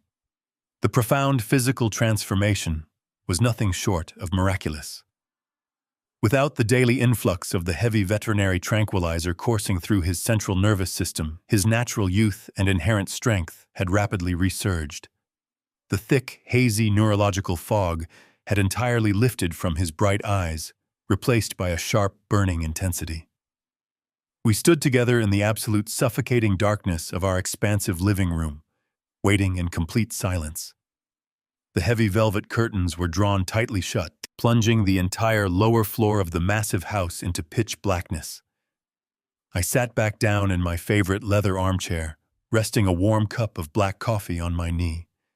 The agonizing wait felt like an eternity. Finally, the distinct crunching sound of tires rolling slowly onto our long gravel driveway pierced the quiet night. I took a slow, deep breath, feeling my pulse steady into a calm, predatory rhythm. Bright headlights swept briefly across the tightly drawn living room curtains, illuminating the dark fabric, before the heavy engine of a large van idled for a brief moment and shut completely off. I heard the sharp thud of a heavy car door closing, followed immediately by a second, a third, and a fourth. They had arrived exactly as Richard and I had anticipated. Heavy, aggressive footsteps echoed loudly across the concrete walkway leading directly to our front porch. There were far too many footfalls for just Valerie and Dr. Thorne. She had brought exactly what we expected. She had brought hired physical muscle to execute her malicious plan. The distinct metallic jingle of her house keys drifted through the thick oak door. The heavy brass lock clicked sharply, and the massive front door swung open with a slow groan. The cool night air instantly swept into the dark foyer, carrying the faint scent of Valerie's expensive floral perfume. I remained perfectly still in the dark shadows of the living room, gripping the smooth handle of my coffee mug. Beside me, I could hear Preston take a sharp, steadying breath. Valerie stepped cautiously into the unlit hallway. She did not reach for the light switch immediately. Instead, she let out a long sigh, slipping perfectly into her meticulously rehearsed theatrical performance. "Victor," she called out, her voice dripping with a sickeningly sweet, entirely fabricated sorrow. "Honey, are you in here? We are so incredibly worried about you." Her heels clicked softly against the hardwood floor as she took another hesitant step. Her tone was a masterclass in sociopathic manipulation, engineered to sound like a terrified, loving wife desperate to save her ailing husband. Please do not be frightened, Victor, she continued, her voice breaking with fake emotion. I brought Dr. Thorne with me. He is right here to help us. Your beautiful mind is slipping, darling. You are terribly confused and you desperately need immediate psychiatric help. We are going to take you to a wonderful place where you can finally rest. The intimidating sounds of thick rubber boots shuffling onto the foyer rug followed her words. Two heavily built men stepped inside behind Dr. Thorne. They were dressed in dark blue uniforms resembling private paramedics, but their aggressive physical presence clearly marked them as hired thugs. They carried heavy canvas restraints and thick leather straps, actively prepared to drag me out of my home, kicking and screaming.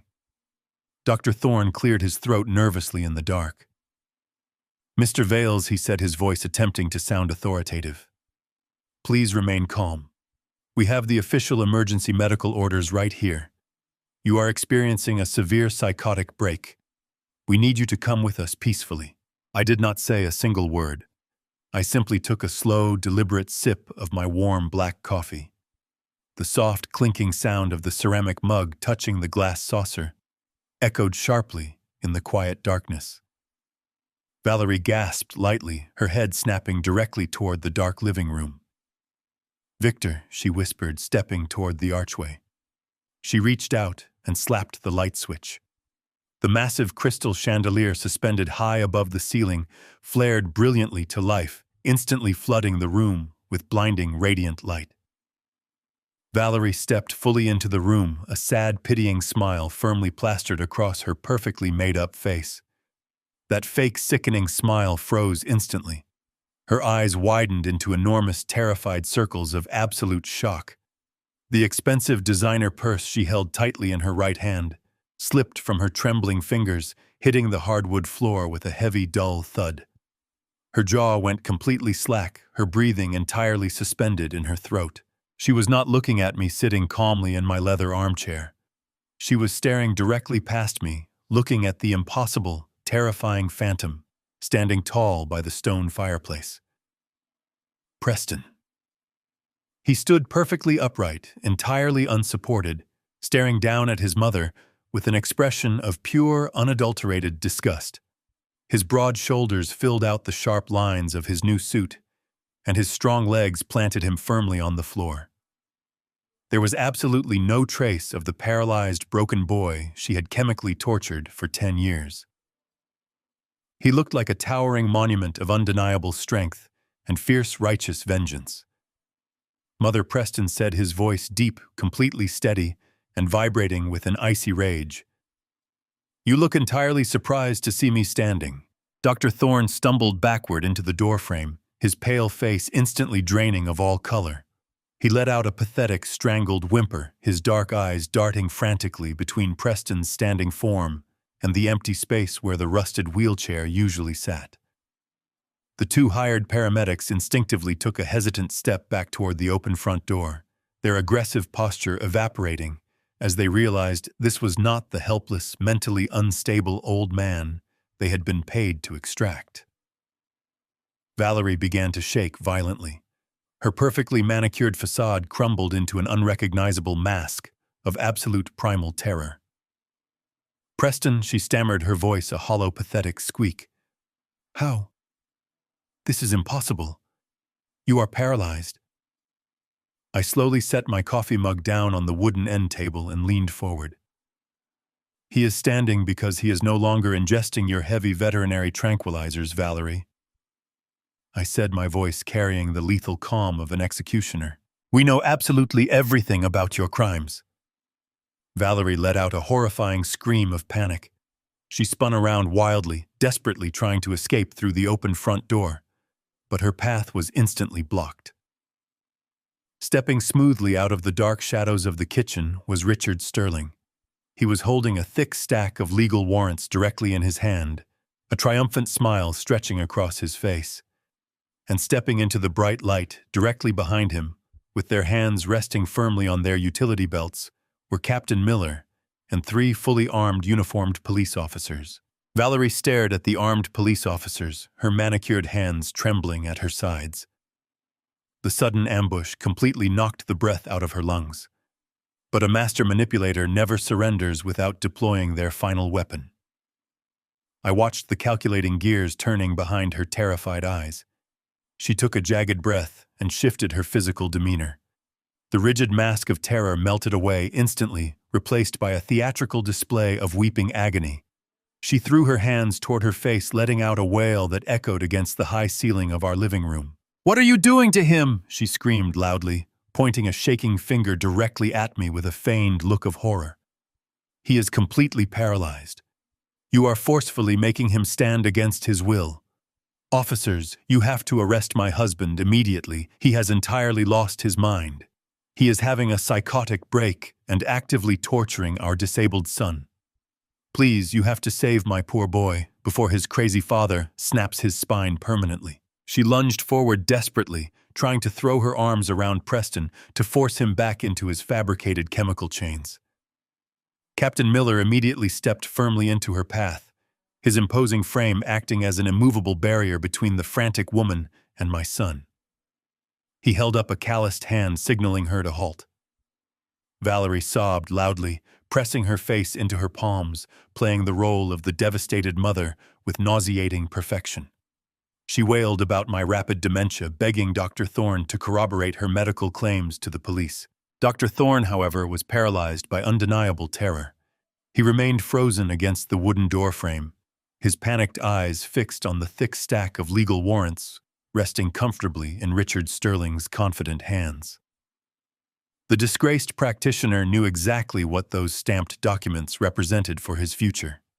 His lucrative real estate empire and fabricated medical career were actively burning to ash in front of his sweating face. The two burly men dressed as paramedics quickly realized they had walked into a massive federal trap. They dropped their heavy canvas restraints onto the floor and slowly raised their hands in the air, backing away toward the foyer walls in silent surrender. They were hired muscle, unwilling to go to federal prison for a failing conspiracy. The hysterical noise of Valerie's desperate screaming filled the spacious room, serving as a pathetic attempt to derail the brutal truth. But her frantic performance was abruptly silenced by a single, incredibly calm voice. "Mother, please stop performing right now." The quiet command did not come from me or the captain. It came directly from Preston. His voice was deep, clear, and radiating a profound inner strength that commanded absolute authority in the tense room. Valerie froze instantly. Her theatrical sobbing ceased abruptly, choked off in the back of her throat. She slowly lowered her shaking hands, staring up at the tall, imposing figure of the son she had systematically poisoned for an entire decade. Preston looked down at her, his expression entirely devoid of any residual childhood affection or fear. He looked at her with the cold detachment of a seasoned judge delivering a final verdict. "I have been entirely awake and completely aware for 3 months, Mother," he said smoothly, his steady words slicing cleanly through the suffocating tension of the living room. "I have been silently listening to every single whispered phone call you made from the dark hallway outside my bedroom door. I have heard every cruel complaint you uttered about my slow physical decline. I know absolutely everything about the forced medical conservatorship you planned to file on Monday morning. I know exactly how you ruthlessly drained the private trust fund my Uncle Thomas lovingly left to ensure my survival." Valerie opened her mouth to speak, but no words materialized. Her beautiful face drained of all color, leaving her smooth skin a sickening shade of grayish white. She looked exactly like a cornered animal, realizing the trap had permanently snapped shut. She desperately looked over her shoulder toward Dr. Thorne for any sliver of salvation, but the disgraced physician was already slowly raising his shaking hands in a pathetic gesture of ultimate surrender to the heavily armed police officers moving in behind him. I stood up slowly from my leather armchair, carefully smoothing the front of my dark jacket. I did not yell. I did not raise my voice or display a single ounce of the raging fury storming deep inside my tight chest. I moved with cold, deliberate surgical precision. I reached into my thick leather satchel and pulled out the massive stack of documented evidence Richard and I had painstakingly assembled throughout the sleepless night. I walked calmly toward the center of the room and tossed the heavy papers directly onto the pristine glass coffee table. The printed documents landed with a sharp smack that echoed loudly through the brilliantly lit living room. I carefully spread the undeniable proof across the smooth glass surface for everyone to clearly witness. These are the highly encrypted offshore bank statements. Valerie Foy stated calmly, my voice carrying the lethal weight of an inescapable conclusion. They detail every single illicit wire transfer you personally authorized, methodically bleeding my brother's generous $8 million trust fund, completely dry month after month. Next to those financial ledgers are the certified public property deeds, confirming Dr. Thorne's hidden luxury real estate portfolio, purchased exclusively with the stolen funds meant to secure my son's lifelong medical care. And right here I tapped a thick manila folder repeatedly with my index finger. Are the forged psychiatric evaluations you maliciously designed to strip away my mental competency, lock me in a ward, and totally steal my remaining estate? I paused for a long moment, deliberately letting the devastating reality of their total destruction settle heavily onto their shrinking shoulders. Captain Miller silently signaled to his uniformed officers who slowly stepped forward, producing heavy steel handcuffs from their dark utility belts. Valerie began to hyperventilate loudly, taking short, ragged breaths as her entire luxurious world collapsed into absolute ruin. She staggered backward, her expensive high heels catching on the thick Persian rug. But I was not completely finished. The most horrifying revelation was still hidden in my pocket. I reached deep into the inner lining of my winter jacket and slowly pulled out a single neatly folded sheet of thick white paper. It was the official chemical analysis provided directly by Julian Hayes at the highly secure private laboratory. I held it up firmly in the bright light of the crystal chandelier, making absolutely certain that Valerie and Dr. Thorne could clearly see the stark black ink of the indisputable scientific results. And this right here, I said, my voice dropping to a harsh, dangerous whisper that instantly commanded terrified silence from every single person standing in the room, is the official expedited toxicology report. It proves beyond any shadow of a legal or moral doubt exactly what you have been doing in the dark. This is the heavy-grade veterinary tranquilizer, the severe muscular atrophying agent that you have been purposefully and systematically feeding him for 3,600 days. The heavy silence that followed my devastating revelation was completely absolute, hanging in the bright living room like a thick, suffocating cloud of toxic gas. Dr. Aris Thorne stared at the printed chemical analysis in my hand, his dark eyes bulging with absolute primal panic. The calculated, arrogant medical professional was entirely gone, instantly replaced by a cornered, desperate criminal facing the utter destruction of his entire life. With a sudden guttural shout, Thorne violently shoved his heavy leather briefcase directly at the nearest police officer and bolted blindly toward the open front door. He did not make it very far. Captain Miller reacted with the blinding speed of a seasoned law enforcement veteran. He stepped swiftly into the hallway, wrapping his thick, muscular arms directly around Thorne's waist and driving him aggressively into the polished hardwood floor. The heavy impact rattled the expensive crystal chandelier hanging brightly above us. Two other uniformed officers instantly swarmed the disgraced physician, pinning his struggling limbs firmly to the ground and forcefully clicking heavy steel handcuffs tightly around his pale wrists. The two burly men dressed as private paramedics, completely realizing the terrifying, massive scope of the federal trap they had foolishly walked directly into, slowly and silently backed out of the wide front door with their hands raised highly in the air, offering absolutely no physical resistance, as the remaining officers quickly escorted them directly to the waiting, flashing patrol cars. Valerie watched her entire wicked, meticulously constructed empire collapse into total, irreversible ruin in a matter of agonizing seconds. The undeniable physical proof of her decade-long chemical torture rested brightly on the glass table, and her primary accomplice was currently groveling pathetically on the floor in heavy steel chains. She slowly sank to her knees right in the exact center of the plush Persian rug. The expensive fabric of her designer dress pooled elegantly around her as she desperately attempted to deploy the absolute last psychological weapon she had left in her manipulative arsenal. She began to weep loudly, forcing heavy fabricated tears to stream rapidly down her pale, perfectly contoured cheeks. She looked desperately up at me and then directly at Preston, her voice shaking with a masterful, deeply sickening display of pure maternal agony. "I did it for us," she wailed loudly, clutching her trembling hands tightly against her chest, as if she were the ultimate tragic victim of a profound, devastating misunderstanding. "You have to simply believe me, Victor. I only wanted to lovingly keep our beautiful family safely together under one roof." He was going to pack his bags, drive away to a massive college in California, and completely forget about me forever.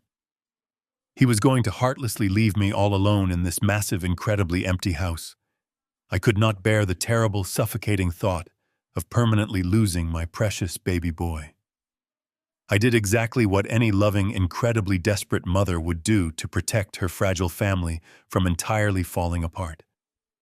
I just wanted to keep him perfectly safe and closely bonded to my heart forever. I stood perfectly still, looking coldly down at the weeping woman I had faithfully loved and blindly trusted for so many incredibly long years. There was absolutely no trace of human compassion left anywhere inside my cold, thoroughly methodical heart. I did not raise my voice in sudden anger, and I did not let my righteous, burning fury break my surgical, highly calculating composure for even a single microsecond. Instead, I walked slowly and deliberately around the edge of the glass coffee table and stopped directly in front of her weeping, kneeling form. With cold surgical precision, I pulled a thick stack of documents from my jacket and tossed the damning evidence directly onto the smooth glass. "Here are your highly encrypted offshore bank statements, the certified luxury property deeds strictly registered in Thorne's personal name, and your fully forged psychiatric conservatorship papers. But that is absolutely not all." I reached back into my pocket and slowly pulled out the single most horrifying physical document. Richard Sterling and his highly trained private investigator had successfully unearthed from the darkest depths of your highly encrypted financial history. It was a faded 10-year-old banking record attached directly to a crude handwritten invoice from a shady independent automotive garage located on the gritty industrial outskirts of the city. I tossed the damning piece of paper right at her tear-stained, highly deceptive face. The thin document fluttered briefly in the tense air before landing silently on the thick rug directly between her trembling knees. Valerie stared blankly down at the faded ink, her fabricated sobbing stopping completely, instantly replaced by a sudden, terrifying inability to physically draw basic oxygen into her tightening lungs. "That is the exact billing invoice from the desperate failing mechanic you secretly paid exactly 10 years ago," I stated smoothly, my deep voice echoing with lethal, unforgiving clarity. "The specific offshore bank transfer of exactly $50,000 in untraceable cash was completely processed exactly 2 days before our son was scheduled to safely drive his car to Stanford. You did not just want to keep him close to home, Valerie. You wanted absolute, total, completely unchecked control over the massive $8 million medical trust fund my late brother Thomas had generously established for his beloved, talented nephew. You knew perfectly well that if Preston left this house as a completely healthy, independent college student, your primary legally designated role as his custodial caregiver would instantly evaporate into thin air. Your highly expensive luxury lifestyle, your endless designer shopping sprees, and your lavish downtown hotel stays would instantly vanish. You would completely lose your immediate, highly lucrative access to that massive family fortune forever. So you actively orchestrated a horrific, devastating, entirely deliberate tragedy. You actively paid a corrupt, desperate mechanic to deliberately and maliciously cut the sensitive brake lines on Preston's heavy vehicle. You purposely caused that catastrophic, life-altering crash on that rainy afternoon. You intentionally broke your own son's spinal cord just so you could violently and ruthlessly steal his $8 million. You completely destroyed his entire bright future without feeling a single ounce of human remorse. And then you comfortably spent 3,600 days actively feeding him heavy, highly regulated veterinary tranquilizers to brutally ensure he never, ever walked again. The brilliant, affluent living room went completely terrifyingly dead silent. The undeniable absolute reality of your extreme, entirely sociopathic greed finally settled heavily upon every single person present. Even the highly seasoned, deeply hardened police officers standing alert guard in the shadowy foyer looked visibly sickened, their stern faces twisting in profound, undeniable disgust at the shivering, kneeling woman.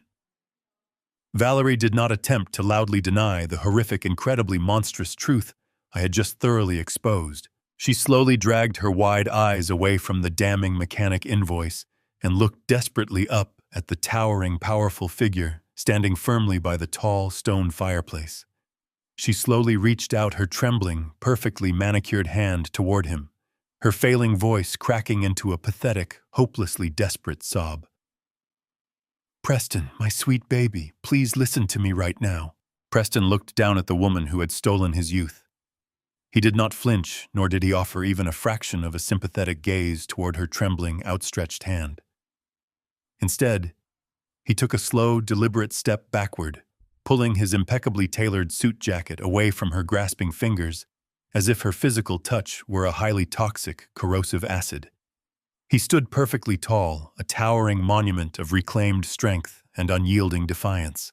His face remained entirely composed, a mask of absolute chilling indifference that perfectly mirrored the cold, sociopathic detachment she had shown him every single day for the past 3,600 days. Valerie looked up at him with wide, desperately pleading eyes, her makeup completely ruined by her heavy, fabricated tears. She opened her mouth to speak, to spin another web of elaborate, sickening lies, but the crushing silence of the living room was instantly shattered by the deep, steady resonance of the voice of my son. "You are not my mother," Preston stated, his tone incredibly, even devoid of any residual childhood affection or lingering emotional attachment. "You are my warden. You are a monster who purposefully orchestrated a horrific tragedy and then happily watched me suffer in a rusted metal cage while you actively drained my future to fund your extravagant, selfish lifestyle. I have spent 10 long, agonizing years locked inside a chemical prison entirely of your making, fully aware of my surroundings, but completely unable to break free from your sickening grip." He paused, letting his heavy absolute condemnation hang in the cold air before turning his gaze directly toward the waiting officers. "Take her away." The firm, authoritative command from the very victim of her monstrous crimes signaled the immediate end of the elaborate theatrical performance. Captain Miller nodded sharply to the two uniformed officers standing rigidly by the archway.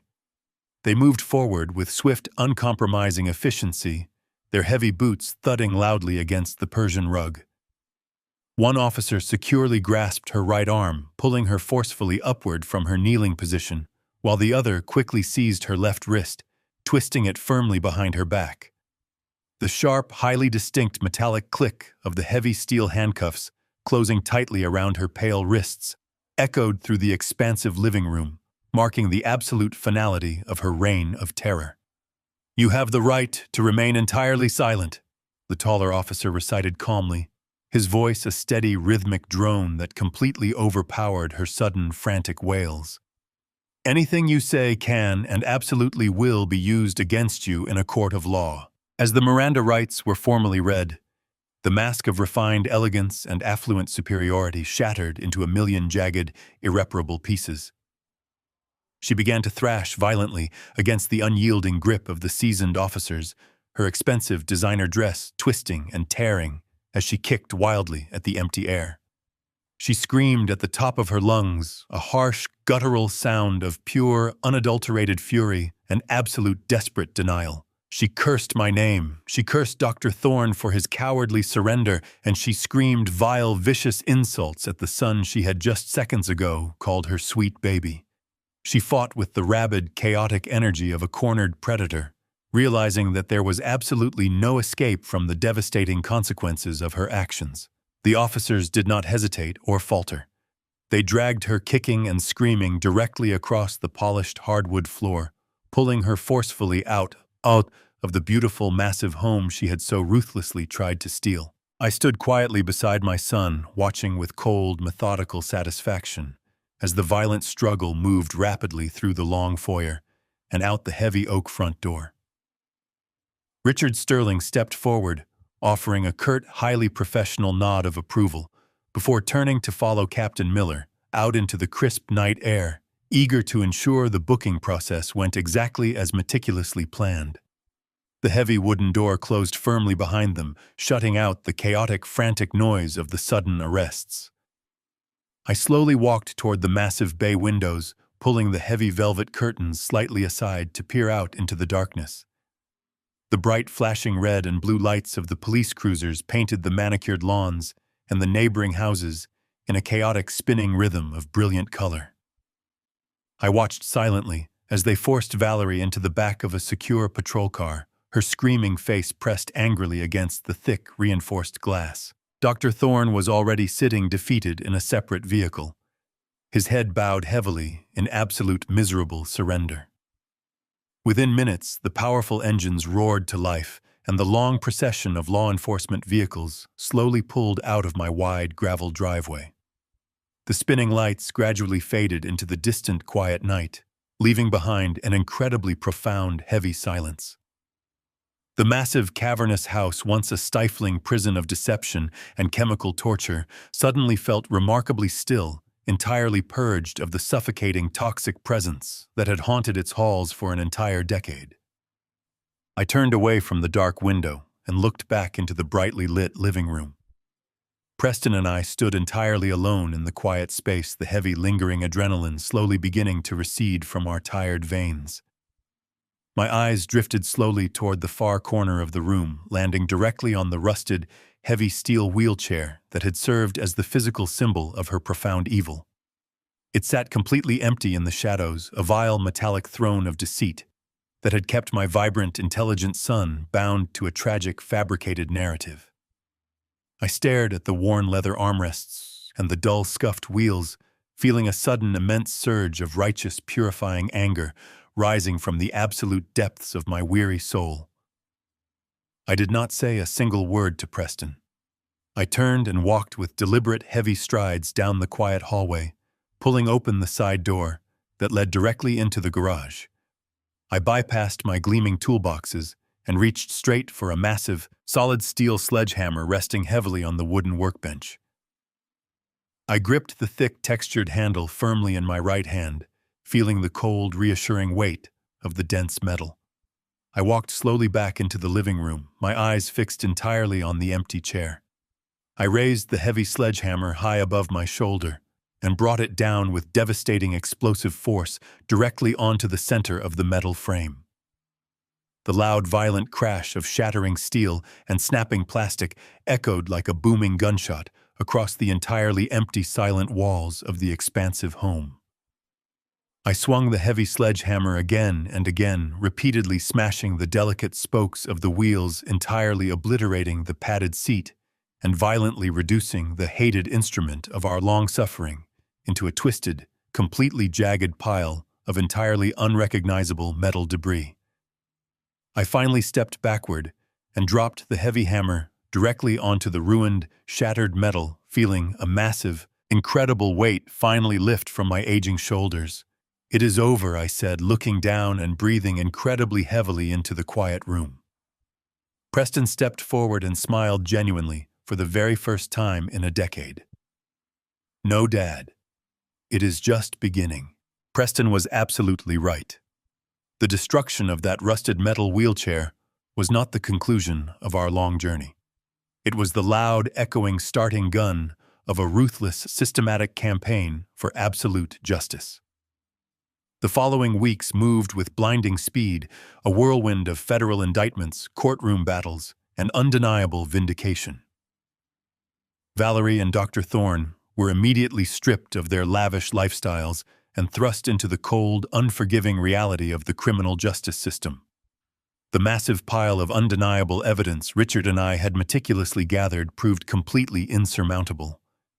They faced a mountain of severe federal charges, including conspiracy to commit attempted murder, massive medical fraud, and grand embezzlement. I sat quietly in the front row of the crowded courtroom, watching with a stone-cold expression as the arrogant physician and my deceptive former wife were repeatedly forced to face their monstrous crimes. Valerie tried to play the victim one final time, sobbing loudly for the weary judge, but the chilling toxicology reports and the undeniable mechanic invoice silenced any potential sympathy. The judge looked down from his high bench with profound disgust and delivered a merciless, ironclad verdict. Valerie and Dr. Thorne were both sentenced to serve 25 years in federal prison without any possibility of parole. They were led away in heavy chains, completely stripped of their dignity, while Preston and I walked out of the courthouse as entirely free men. With the criminal architects of our misery securely locked away behind thick steel bars, I immediately turned my intense focus toward the complex financial battlefield. Richard Sterling proved to be an absolute shark in the corporate legal arena. Together, we aggressively sued the massive international bank that had blindly facilitated Valerie's illicit, highly encrypted offshore transfers for an entire decade. We relentlessly exposed their severe institutional negligence and gross failure to properly monitor my late brother's designated medical trust fund. Faced with a massive public relations disaster and our overwhelming stack of forensic evidence, the terrified banking executives quickly settled out of court for an astronomical sum. We successfully recovered every single stolen dollar, entirely replenishing the massive $8 million trust. I did not stop there. I legally petitioned the court to dissolve the toxic, restrictive conservatorship that Valerie had weaponized for so long. Once the presiding judge reviewed Preston's miraculous cognitive recovery and clean medical evaluations, he granted our request without a single moment of hesitation. I marched directly into Richard's downtown office the very next morning and officially signed a towering stack of legal documents. I permanently transferred every single recovered asset, every property deed, and the entirety of the massive trust fund directly into Preston's name. The money was finally exactly where my generous brother Thomas had originally intended it to be, completely safe from any future manipulation or greedy hands. Securing our financial future was a massive victory, but the true grueling battle lay completely outside the sterile walls of any courtroom or bank. Preston had spent a decade trapped in a horrific chemical paralysis, and his body required a monumental, agonizing effort to fully rebuild its lost strength. We immediately enrolled him in an elite intensive physical therapy program designed for extreme recovery. The daily rehabilitation sessions were incredibly brutal, pushing him far beyond any normal human limits. I stood by his side every single morning in the bright, echoing gymnasium, watching him push his recovering muscles to the absolute breaking point. There were days of intense, blinding pain moments where his trembling legs simply gave out, and he collapsed heavily onto the thick blue mats, his face soaked in hot sweat and frustrated tears. His lungs would burn as he gasped for air, his hands gripping the metal rails of the parallel walking bars until his knuckles turned completely white. But I was always right there to catch him. I spotted his heavy lifts, I held his shaking shoulders during the agonizing balancing exercises, and I constantly cheered him on when the sheer physical exhaustion threatened to completely break his spirit. "You are doing perfectly, son," I would tell him, wiping a cool towel across his forehead. "You are building armor they can never ever pierce again." With each passing week, the incredible transformation accelerated. His previously atrophied muscles swelled with fresh, vibrant power. His tentative, shaky steps evolved into a confident, commanding stride. The lingering shadows of his stolen youth completely melted away, replaced by the hardened, magnificent physique of a young man who had walked directly through hell and emerged completely unbroken. Our bond, once fractured by Valerie's toxic lies, grew stronger than tempered steel through the shared crucible of his magnificent, triumphant recovery. He pushed through every physical barrier, determined to reclaim every single moment that had been viciously stolen from his grasp. The long months of winter slowly gave way to a bright, promising spring, and the suffocating darkness that had plagued our massive home for so long was finally replaced by genuine warmth and unadulterated hope.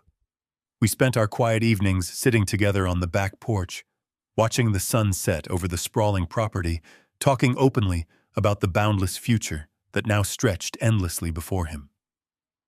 Preston spoke passionately about his long-delayed dreams, his voice carrying the heavy, profound wisdom of a survivor and the vibrant, electric ambition of a man completely reborn. He had spent 10 years trapped inside a silent prison, watching the world move forward without him, but he refused to let the heavy weight of that lost time anchor his soul. Instead, he channeled that immense fiery energy into an unstoppable drive for absolute excellence. He spent his late nights poring over thick, heavy textbooks and complex blueprints, sharply reigniting the brilliant, structural mind he had always possessed before the horrific crash. I watched him study with an incredible, overwhelming sense of paternal pride, completely marveling at his sheer, unbreakable resilience. The vicious, calculated poison that Valerie had used to suppress his bright mind had ultimately failed to extinguish his inner light. He was not just surviving his profound trauma. He was actively thriving, meticulously, charting a bold, magnificent course for a life that was finally entirely his own. The deep, agonizing scars of our shared past were permanently etched into our memories, but they no longer dictated our daily existence. We had successfully conquered the very monsters who had tried to bury us alive, and we had emerged from the ashes stronger, wiser, and completely united.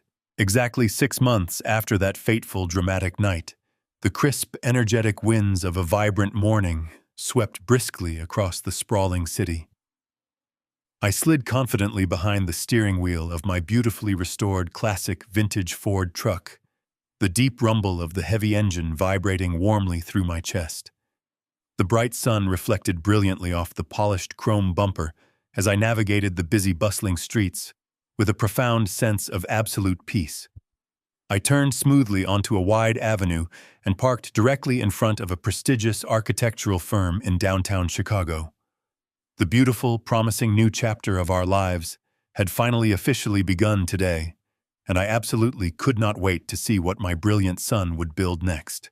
I shifted the heavy manual gear selector firmly into park and gently killed the humming engine of the truck. The chaotic, suffocating weight that had relentlessly crushed my tired shoulders for an entire decade was completely gone. I felt incredibly relaxed, genuinely happy, and profoundly at peace for the very first time in what felt like a lifetime. I unbuckled my seatbelt, opened my door, and stepped out onto the bustling Chicago pavement. The cool morning breeze swept past us as I walked around the front grille of the vintage vehicle and opened the heavy passenger door for my son. Preston stepped out into the bright city sunlight. He moved with a careful, deliberate grace that commanded absolute respect. He carried a slight, lingering limp in his right leg, a permanent physical reminder of the horrific trauma he had bravely survived, but he did not let it hinder his forward momentum at all. He leaned heavily on a sleek, polished wooden walking cane, gripping the smooth silver handle with absolute confidence. Despite the subtle unevenness in his stride, he stood incredibly tall, projecting an aura of undeniable strength and fierce determination. He paused on the concrete sidewalk, taking a long moment to carefully adjust the dark silk tie resting against his crisp, white collar. He slowly tilted his head backward, looking directly up at the towering, magnificent glass and steel skyscraper looming high above us. This was a highly prestigious, globally recognized architectural firm, and they had actively recruited him based entirely on his undeniable merit and his brilliant portfolio. Today was his first official day working as a junior architect. He was finally boldly reclaiming the bright, beautiful life that had been so viciously and violently stolen from him when he was just 18 years old. I stood silently beside him, watching the bright reflections of the passing cars dance across the mirrored surface of the towering building. I felt a massive, overwhelming surge of pure parental pride swell deep inside my chest. He had fought through absolute hell, enduring years of dark chemical imprisonment, only to emerge as a remarkably focused, highly capable young professional, ready to conquer the entire world. The journey to this exact moment had tested every single fiber of our shared humanity, pushing us through an exhausting labyrinth of relentless legal battles and punishing physical rehabilitation sessions. But seeing him standing here now, completely independent and full of unbridled ambition, made every single second of our agonizing struggle entirely worthwhile. He had spent countless grueling hours pushing his physical limits inside the sterile rehabilitation center, enduring immense physical agony, just to be able to stand proudly on this very sidewalk today. The vile woman, who had secretly poisoned his body and stolen his youth, was now securely locked inside a federal penitentiary, serving out her long, miserable sentence without any possibility of early release. Her twisted, greedy accomplice was suffering the exact same lonely fate, entirely stripped of his illicit medical license and his vast, fraudulently acquired wealth. We had systematically dismantled their entire criminal operation, completely recovering the stolen trust fund and legally returning every single asset to its rightful owner.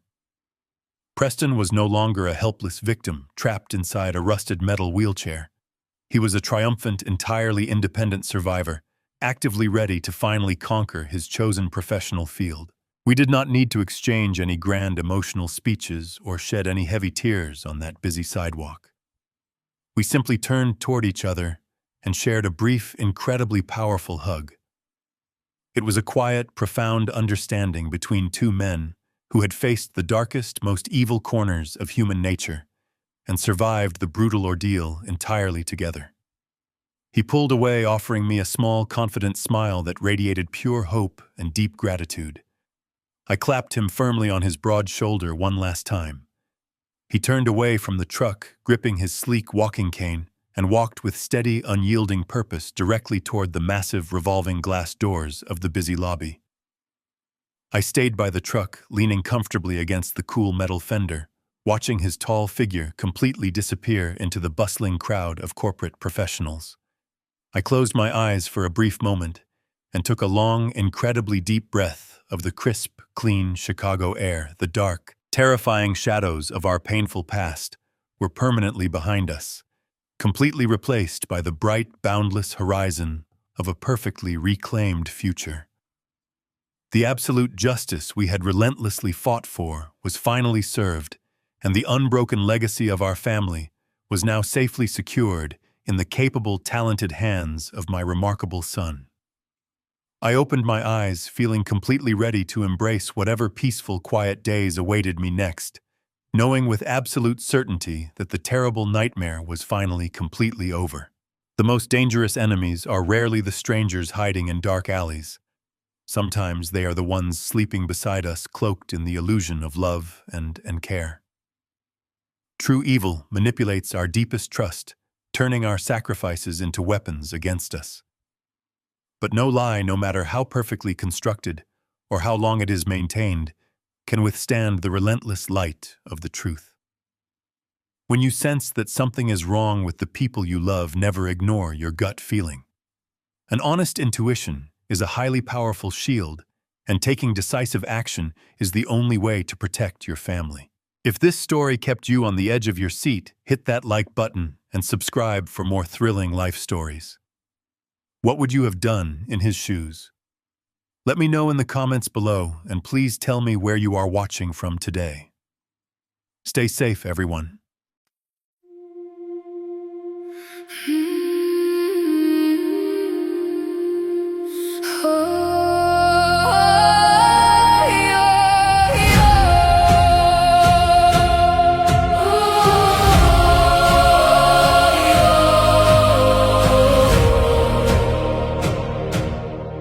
I used to ride upon your shoulders, thinking you could touch the sky.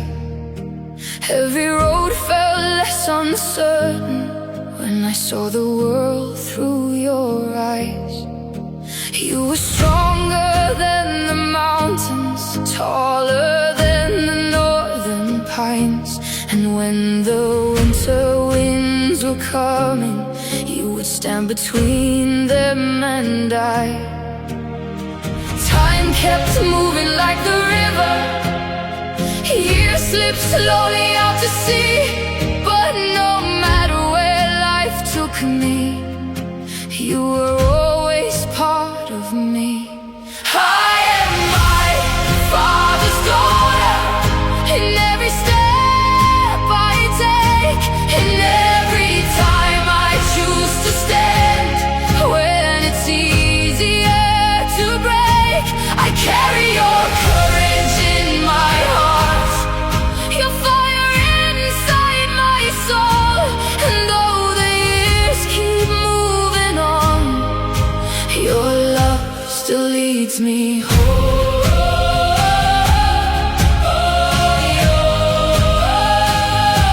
You taught me strength is not in power, but in kindness when it's hard. You taught me how to keep on going when the road grows cold and dark. Every lesson, every story, every laugh around the flame lies within me like an echo, calling softly through my name. And when I face my greatest battles, when I feel I can't go on, I can hear your voice beside me saying, child, you're stronger than you know.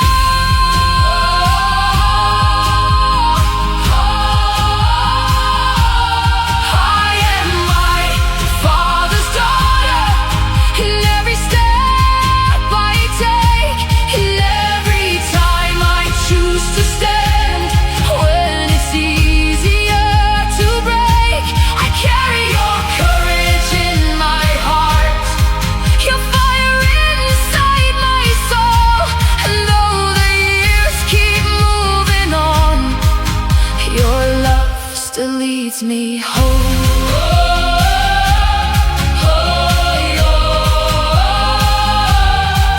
One day the snow will cover footprints, one day the fire will burn low. But the things a father gives his daughter are the things that never go. Not the gold or not the stories, not the battles that he won, but the quiet way he loved her and the woman she becomes. I am my Father's daughter, and I always will remain. Through every triumph, every loss, through every joy and every pain, the world may change around me, the stars may fade above, but I will always carry with me my Father's endless love. And when they ask me who I am, I'll smile and answer softly.